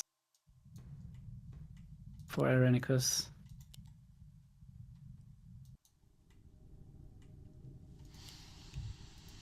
What's the item saying? We have Invo Potion, Heal Scrolls, Protection Scrolls even. Still, yeah, 6, 7, 8 one bats. heal Not scroll part of it. for Airenikus. I'm not sure if that's enough. I'm not an orc player to know that, but against double AoE it's very important, I feel. Dryads now there, and top left now the hippo reinforcement. Where are the bats? There are no bats. Ooh, no, they're not part of the fight. They were all across the map. Big bad Oh, Voodoo exposing no. the Shadow Hunter. Invo Potion has to save him. This is not good. The Wyvern just falling apart. Airenikus with a super bad fight. Blade Master falling as well. Hopefully lag not involved here. TP out, not losing too many Wyvern. F huge lag. Yep, that was unfortunate.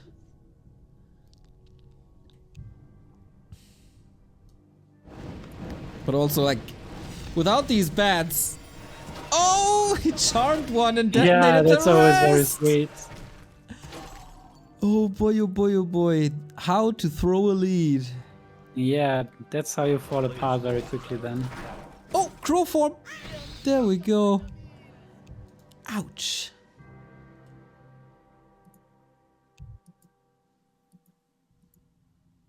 Eshan down to 1.6. Wow, that was fast.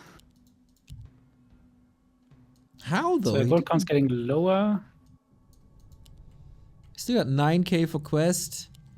13 for Airenikus. So if one can afford to lose a hero and a lot of units, that's him. Yeah, Airenikus has to rebuild his altar even. And then another ping issue Alright. here. Spikes here. Vogelwiese, thank you for the 14-month resub. Much, much, much appreciated. Alright, I think Airenikus will be very careful. Obson, thank you for the 22-month resub. Let the battle begin. We had a battle, that's for sure.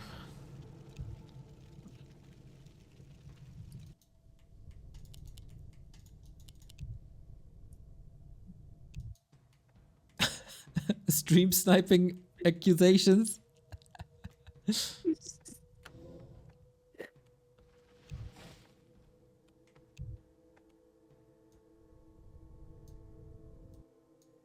Yeah, and Eshan has quite a big base. I'm not sure why they aren't maniping against it. Like, I always call them Disneyland because it's looking so nicely.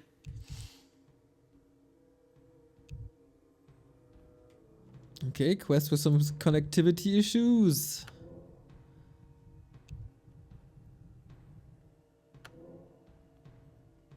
Doesn't matter apparently.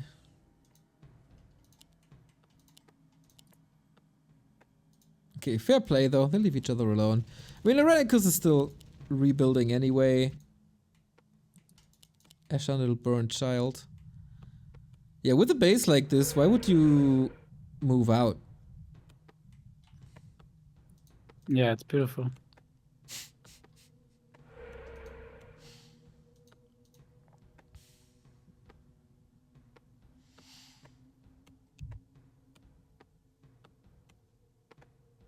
Yeah, I was a little bit scared in the beginning with these players that it could end up in a FML final-ish game.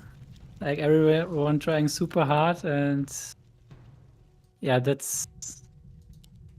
I think that's in the genes of FFA players, true FFA players.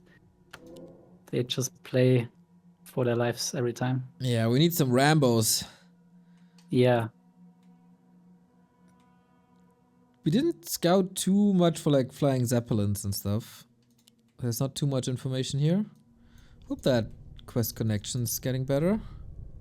But yeah, this is very, very typical for an FFA game. There's lots of action, and then there's a downtime for a handful of minutes. He bought a tiny. What the? Why would you buy a tiny? Tiny is always a nice preparation for the late game. Like if you lose your base, you can get up a new town hall very quickly. Damn, you guys. To hide or to TP to. You FFA players are so smart sometimes. Yeah, like Eshan also really likes to go into Zeppelins, fly to an island, and hide tiny great halls, drop them behind a tree so that you know where they are and others don't know and they don't see it in your inventory, and you can get them whenever you need it very urgently. So yeah, all these little things. All right, we're in a say-so game. Nobody's really moving. Yeah, Blade Master is back.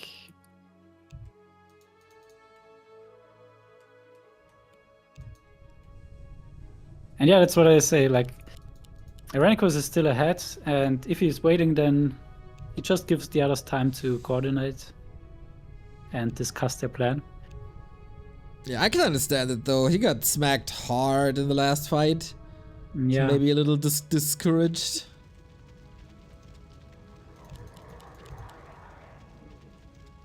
Yeah, stalemate situation. Who's to break it? Yeah, the thing is that Airenikus now, as you say, thinks that he can't win blue, so there's no real incentive for him to go on blue, because he just thinks he will lose even more, and then he's suddenly far behind in the game. And yeah, I think blue, on the other hand, might think that he has to fight in his base to be as efficient as possible, and then there's Eshan, who has 1.6k gold, so he can't afford to lose another army, and they didn't even scout his Night Elf tech, I think, so revealing his army is also quite bad for him. That's why he's staying in his base and not getting attacked for it. So yeah, let's see what they are deciding to do, how they are breaking this complicated situation. Did you guys ever play Risk together? Together? No. Dude, a game of Risk in the FFA community. That's gotta be quite something. Maybe we do it as a, I don't know, episode 10 or something. A player's forces are under attack. People will murder, that's for sure.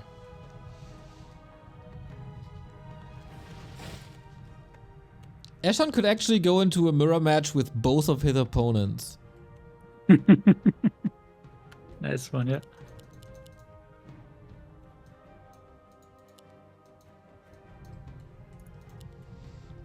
Okay, we see movement. There we go. FFA is so bizarre to me. Same! That's why we're doing this.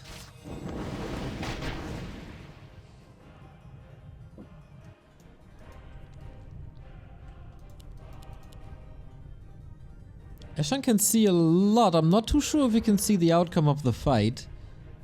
If they fight on the right hand side, there's no wards, and this one is blocked, I guess, by trees.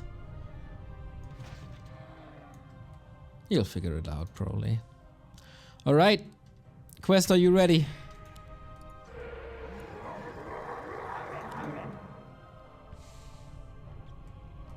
Poke the bear.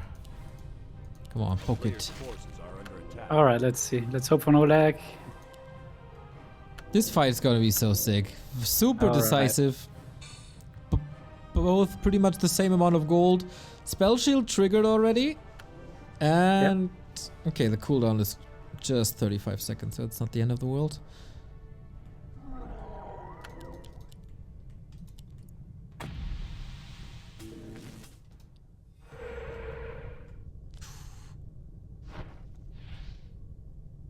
This could be a big win for Eshan, who's broke already.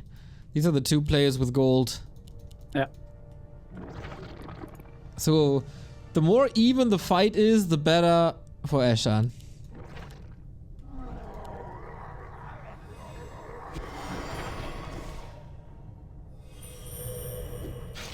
Here we go, I guess. Oh, lots of Now the free best have wins. to go. Ooh, nice. Big Bad Voodoo. Alright, trying to get into the backline. Tranquility to counter it. It's not that great of a start for Airenikus, I think. Also, Big Bad Voodoo countered. Drunken Haze, Breath of Fire into the backline. And the Tranquility is still running. Yep, no bats anymore. And Qwest owns this fight. Yeah. And Airenikus was right. He can't win blue.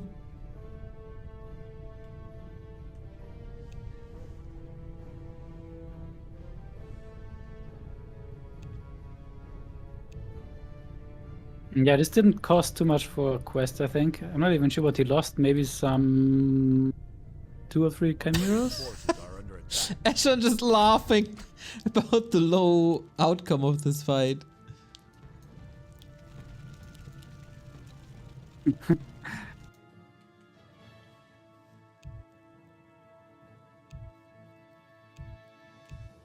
Yeah, the movement by Qwest here was, by the way, very well. Like, he is used to this by playing Gargs, microing the hippos. Like, there's no stone form, but he ate some bats, and then all the hippos were half HP. In the meantime, the Tranquility was running.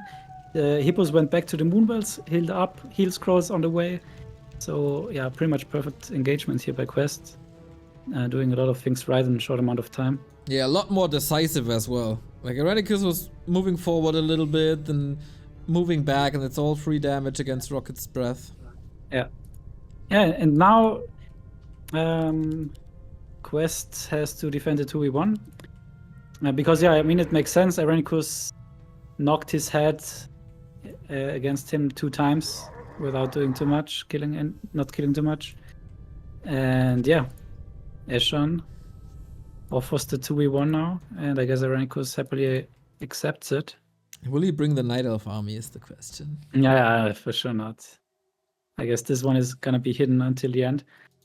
And I'm very curious when they will scout it. Like, it's always Airenikus versus Qwest all the time. But they still forgot to really scout for Eshan. Like, what does Eshan really have? And he has been really quiet for the last couple of minutes. So this they know he has a Night Elf tech. They saw the staff and some other stuff. They called him out for that. But they don't really know how much he has and what unit combo. And yeah, Eshan on 2 free air upgrades even. So yeah, that's also where a lot of his gold went. Yeah, of course.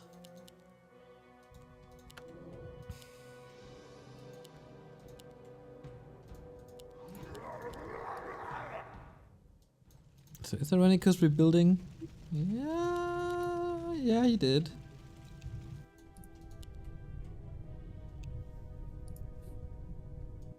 Okay, he says ready. Night Elf army not moving an inch.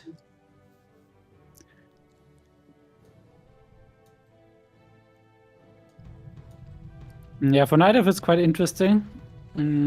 If you get teamed. Like for human, for example, if you see that they want to team you, it's time to get something for mass TP into position. Because then you force back 1 player. And so you can mass TP into one player's base, he has to TP, you can TP back and fight 1v1. So that's always a nice way to approach teaming as a human. But Night Elf has the Moonbells, so he has a big defender's advantage. So it might not be too bad for Elf to stay in his base instead of from moving out and trying to catch someone 1v1. Alright, he moved the Night Elf units north. Chimera stay in the base, I think. Oh no, he's moving them north now too. Immediately calling him out for it.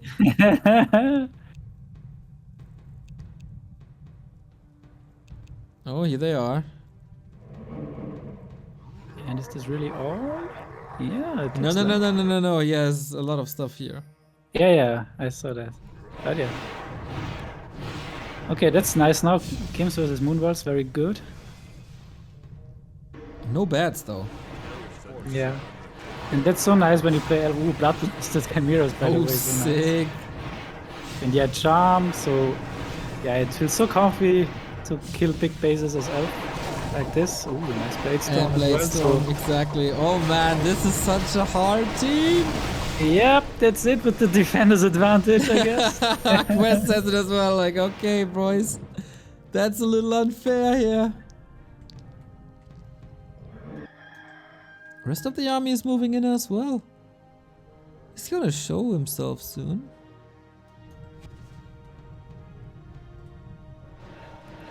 Okay, are they willing to eliminate Qwest here? So yeah, what should Qwest do now? Question to you, Neo. What should Qwest do now? Yeah. Hide buildings, hide wisps. Yeah, I think so too. He should not fight. He should just let his base die, Yeah. showing them that it's a bad move from them to team him because he's not the strongest. We have a Zeppelin ready with a couple of units, so he's not willing to defend. If a couple of units are not there, part of the fight, no chance. He doesn't have the resources to rebuild completely. And yeah, here you can see the teaming is already over. So yeah, good players know what to do when they get teamed. Tomasz Onyo, thank you for the 4-month resub. What's up?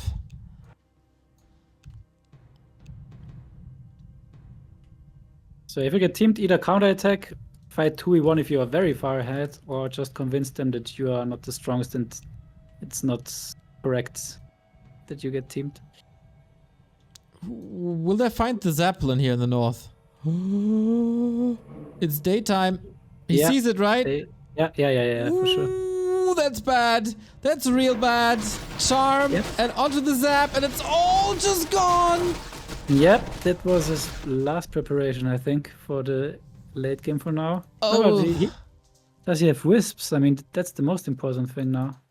He has 2 trees, but he can't build. Exactly, yeah. I don't see any blue dots on the map. Yeah, also the trees are not well hidden. But it's the next question though if Eshan should go and kill him, because Eshan is on 1.3k gold, so he knows that if he kills Qwest or if he finishes Qwest, then he has to win Airenikus with this army. Oh, finds the tree. Yep, that's his last. No, there's a... Ooh, that's a... Oh, damn. Here.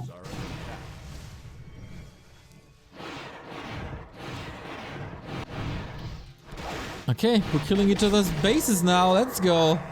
Yeah. And that's again, trademark of Qwest. Reads. Not dying with 8k gold instead of buildings stuff. I mean, he's still got the heroes. Spread.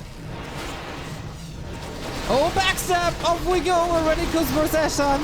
The fight is on in Qwest's own base.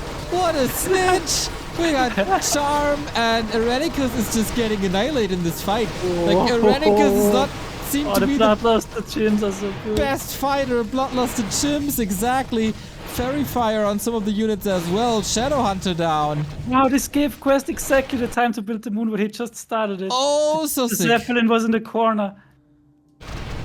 Oh my god, that is so close.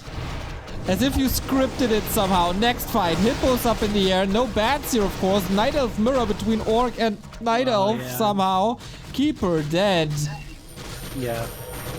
And that's how you fight teaming as an Orc. You just have such sick focus fire. As an Orc Elf. Yeah, Oh, Orc no. Elf, exactly. Oh man, these Chimeras, they're Wow, not made for tomorrow. Calm on top. 95 food and he doesn't even have to spend his gold because it's just charming. Yeah, and that's what I meant. Eshan just knows the perfect army compositions every time. Like, he has 2 raises and knows exactly how much he needs of everything to make it work together. That was pretty sick. Also, that scout in the north was sick. Just the 2 heroes. He builds the tree, so he's not gonna be... Airenikus now down to 5k gold. He's pretty much out of this game. And yeah, now Eshan is pretty much on a timer himself. Like, now he is the target, and he doesn't have gold, so he needs to win in the next 5 minutes. Did Eshan see the position here? It's so close. He doesn't, right? There's a little bit of a shadow, but it's also nighttime. Yeah, I'm also curious if Eshan has Ultra Vision, and I think he should have. I can't see it, unfortunately. Yeah, I think he has.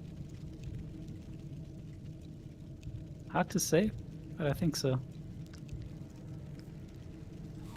And yeah, Eshan, unlike Airenikus, he exactly knows what to do. That he has to go be aggressive now. Ooh, bats! Detonating Ooh, against all these the were some nice bets. This talents, exactly. could That could this swing the around game. now. Yeah, the heroes are in place now perfectly. Okay, can Eshan finish this? Pendant on the ground, not picked up just yet. Breath of Fire, Tinker, always nice, of course, against the zombie, but he's taking heavy hits. Yeah, here we see how there's no tree. He couldn't use the TP. Exactly, and that's the Tinker gone. That's the lifeline for Qwest, basically. And he's Ooh, just and the wiping out blade all was the there. heroes. Two Wow, first nice hero fight. kills in no time. Still 82 supply. He pretty much only lost the hippos and he doesn't need them too much. Yeah, Airenikus now using his last gold to make some bets, get rid of some of this air, so that the 6 heroes will be enough. But they aren't for now, so they still have to do some work. Weaken Eshan's army.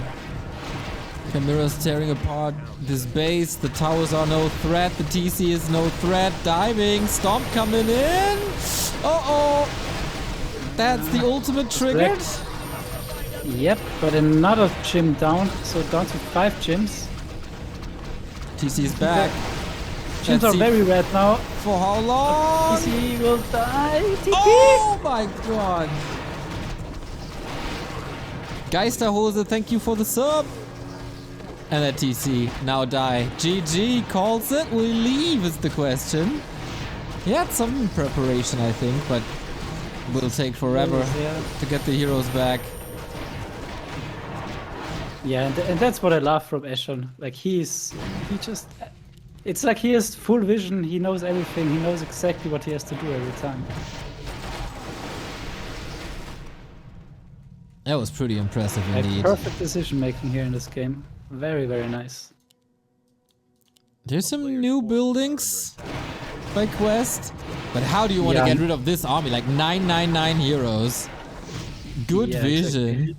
There's no Blade Master for Eshan. So this, yeah, like the Dark Ranger might be a liability a little bit now because they don't have armies, and against heroes, Dark Ranger's not really doing too much. Not even with like Hex Stomp and Life Drain. Yeah, I think the silence is quite nice.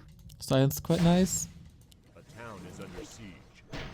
Oh, the Wyvern finds the building. A player's forces are under attack. Yep.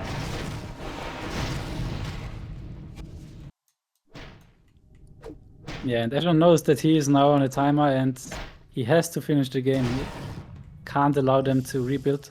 And especially Qwest still has some gold, but yeah, he was again too greedy, I think. Like he has no tier 2 tech ready. He has to tech to tier 2 now. He needs to get out some either talents or hippos. Like if they can get rid of the gyms, there's still chances to win. Yeah. Tower's getting wiped out. Kartoffelgrün, thank you for the 2-year resub. Long ass time, thank you.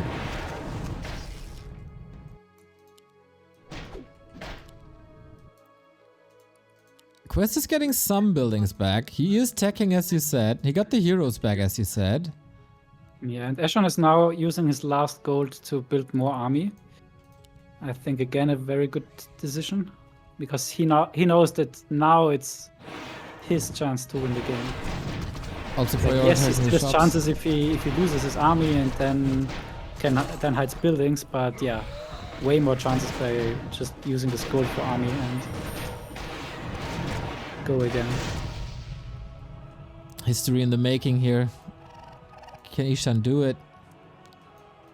Yeah, very important now to be very, very high mechanically. Like, good that he has the sentry wards everywhere, so he sees the movement of the others. He sees where the rockets are going, where buildings get constructed.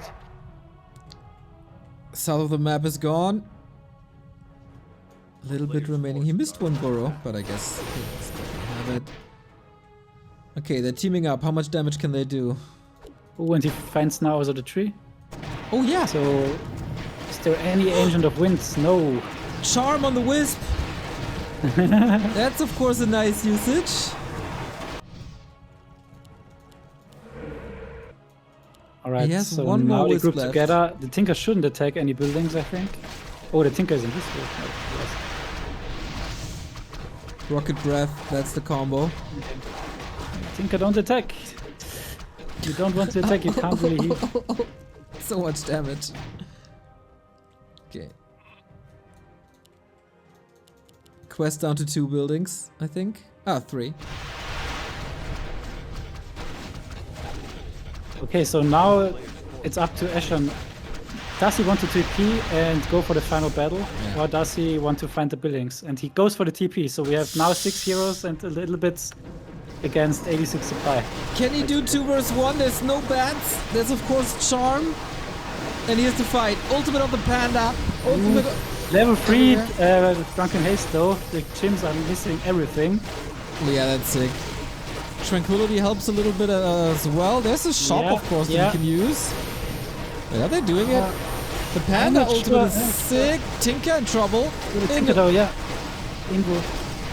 Also has a heal scroll ready. Blade Master Such a critting for tough call for Eshan, whether 260. he wants to Oh TP no! what? He's all stunned! Blade Oh, is that's dead! it. I think he survived it.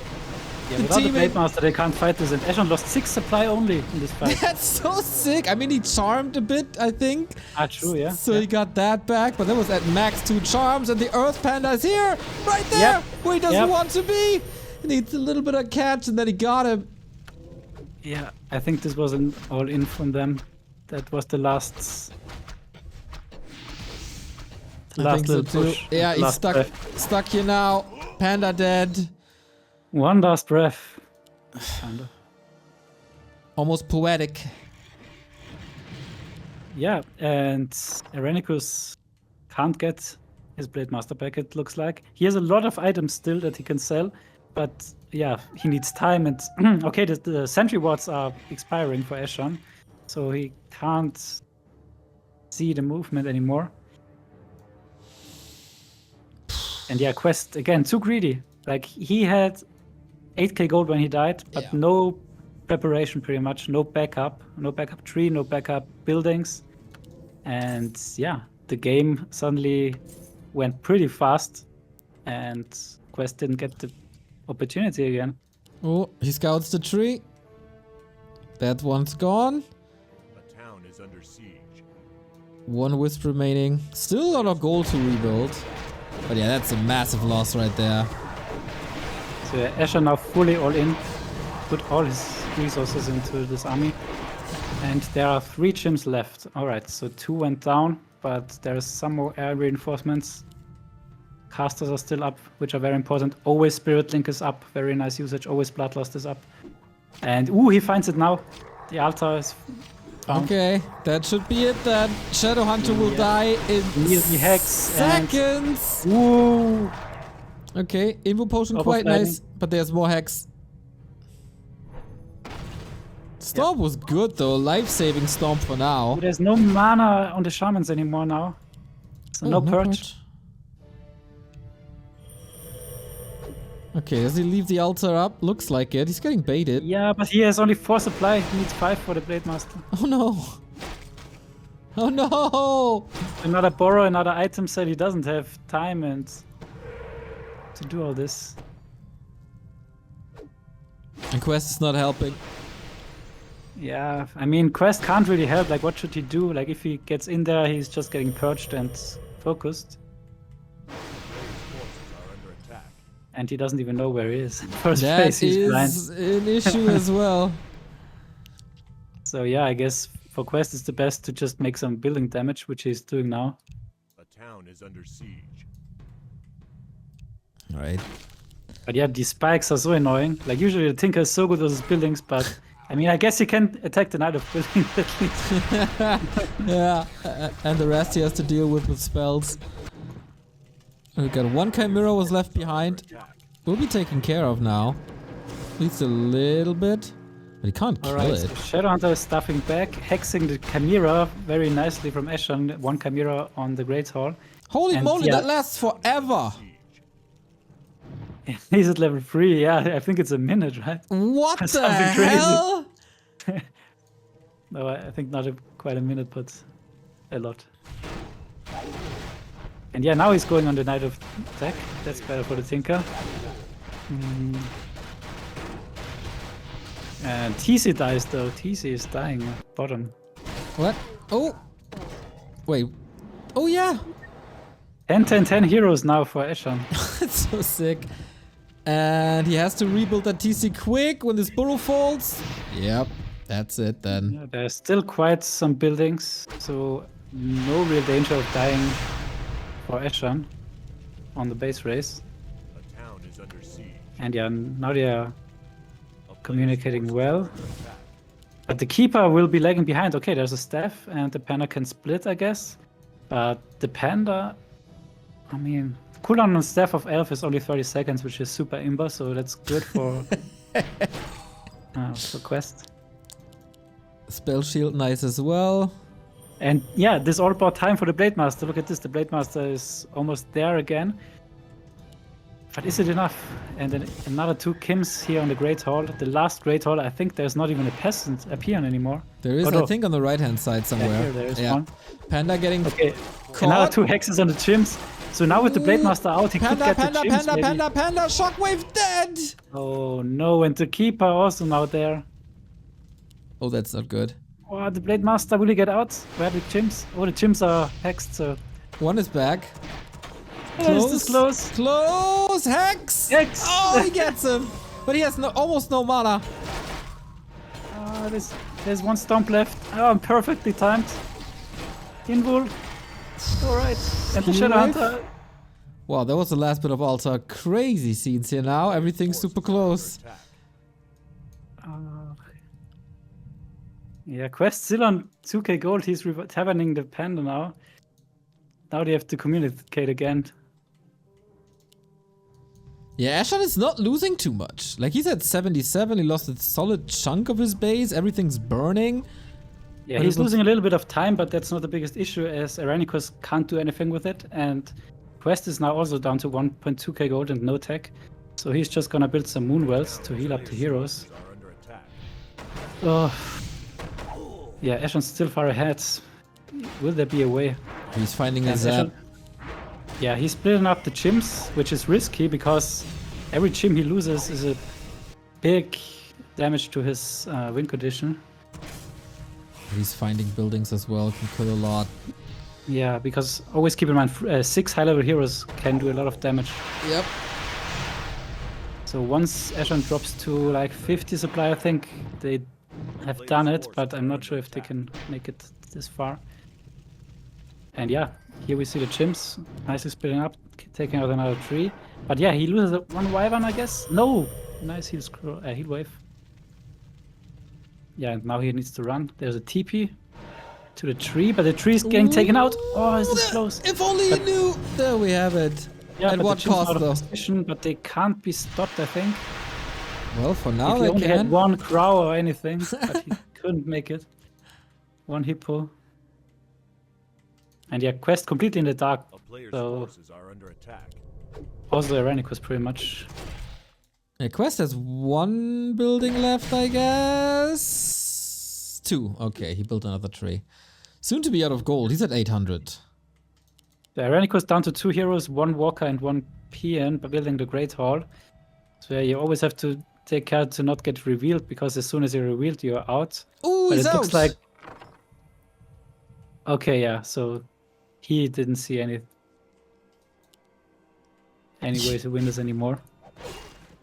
And yeah, I think it's just barely enough. Yeah, it was just barely enough by Eshan to win this. Okay, crows are taking out this one. Shadowhunter's being caught as well. And with Qwest out and no help, there's nothing stopping Eshan from winning the Back to Warcraft FFA Night #1. GG! Yeah, turned out to be a nice game in the end. A little bit try hard in the middle. That was But yeah. very short though, like maybe 10 minutes of stalling or something. Lots of action in general. Yeah, was good. Oof. And yeah, I think all of the players showed their trademarks and their good abilities, like Qwest winning all the fights, except of the ones where he was 2v1. And yeah, Airenikus had a lot of gold, but Qwest in the end too greedy. Eshan, very good decision making, had the least amount of gold. Like Qwest and Airenikus were at like 10k, where Eshan was at his last 1k. He still found the perfect opportunity to kill Qwest and then backstabbed Airenikus in Qwest space, and from there was too strong for the others. Yeah, that was a sick move. This backstab was kind of the play of the game. Lots of action though. We got an orc who was also partly a night elf. Lots of hero focus, level 10 heroes, no early rushes. We got a lot here for the first edition, and of course we're going to be back next Monday, once again at 8 p.m. RulaZ will once again pick 4 players. I think doesn't necessarily have to be similar names as today, but of course comes down to who's available as well.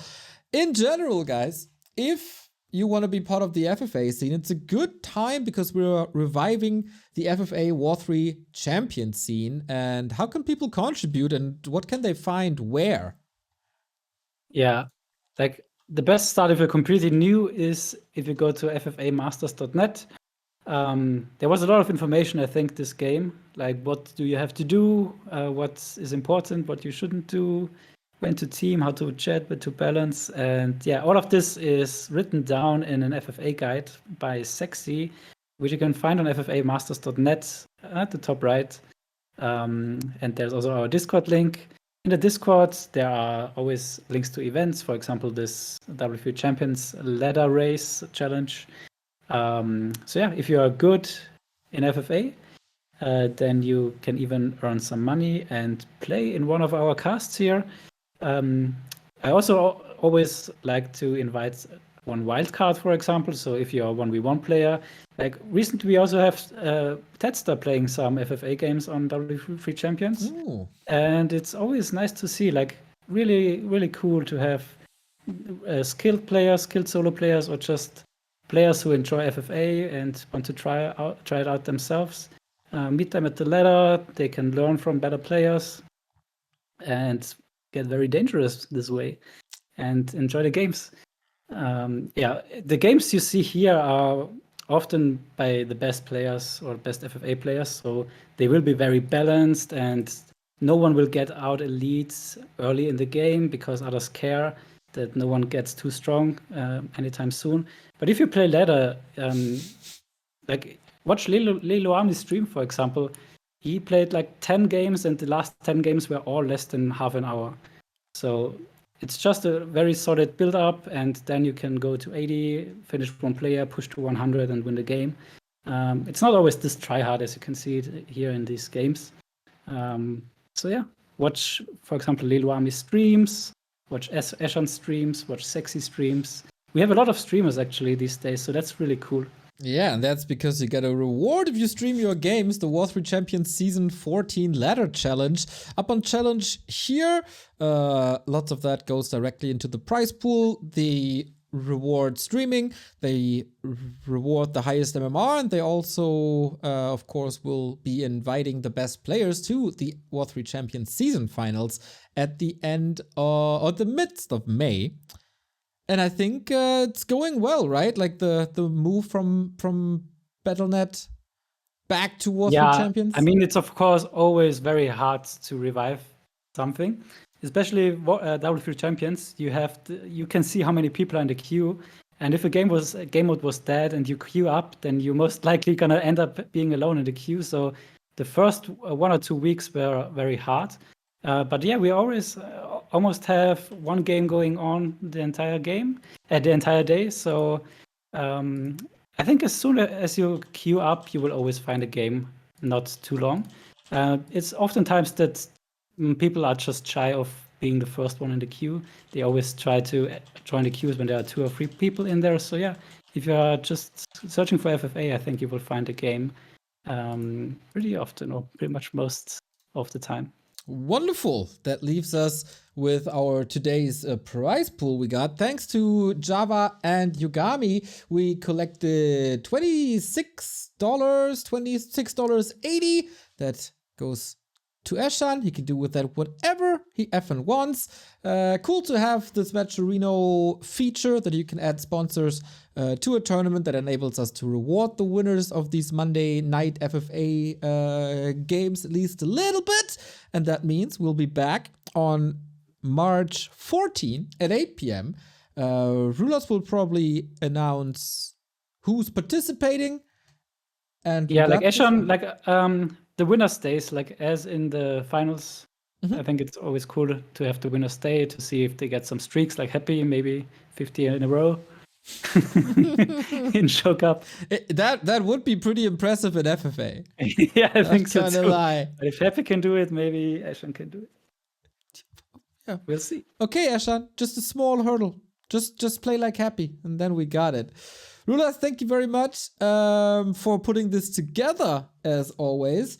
Eshan, if you're streaming now, I will raid you. I see you in chat. Otherwise, guys, we're up with Ted Cup tomorrow. It's the Night Elf Orc group, if you haven't had enough of Night Elf and Orc just yet. We got Moon, Foggy, Lin, and Focus tomorrow. And, of course, Meisterschaft with pretty sick games, actually. I will have 84 versus Changer, Tom and Francis, and Edo versus Leon before on Wednesday. We got Kevin versus X-Lord, Todd versus Scars, and Tipijak versus Tedster. So the week is starting strong. So, yeah, you will be in chat, RulaZ, and noting down questions for Yanis Canis. I know it. Have a great evening, and see you soon. Bye-bye.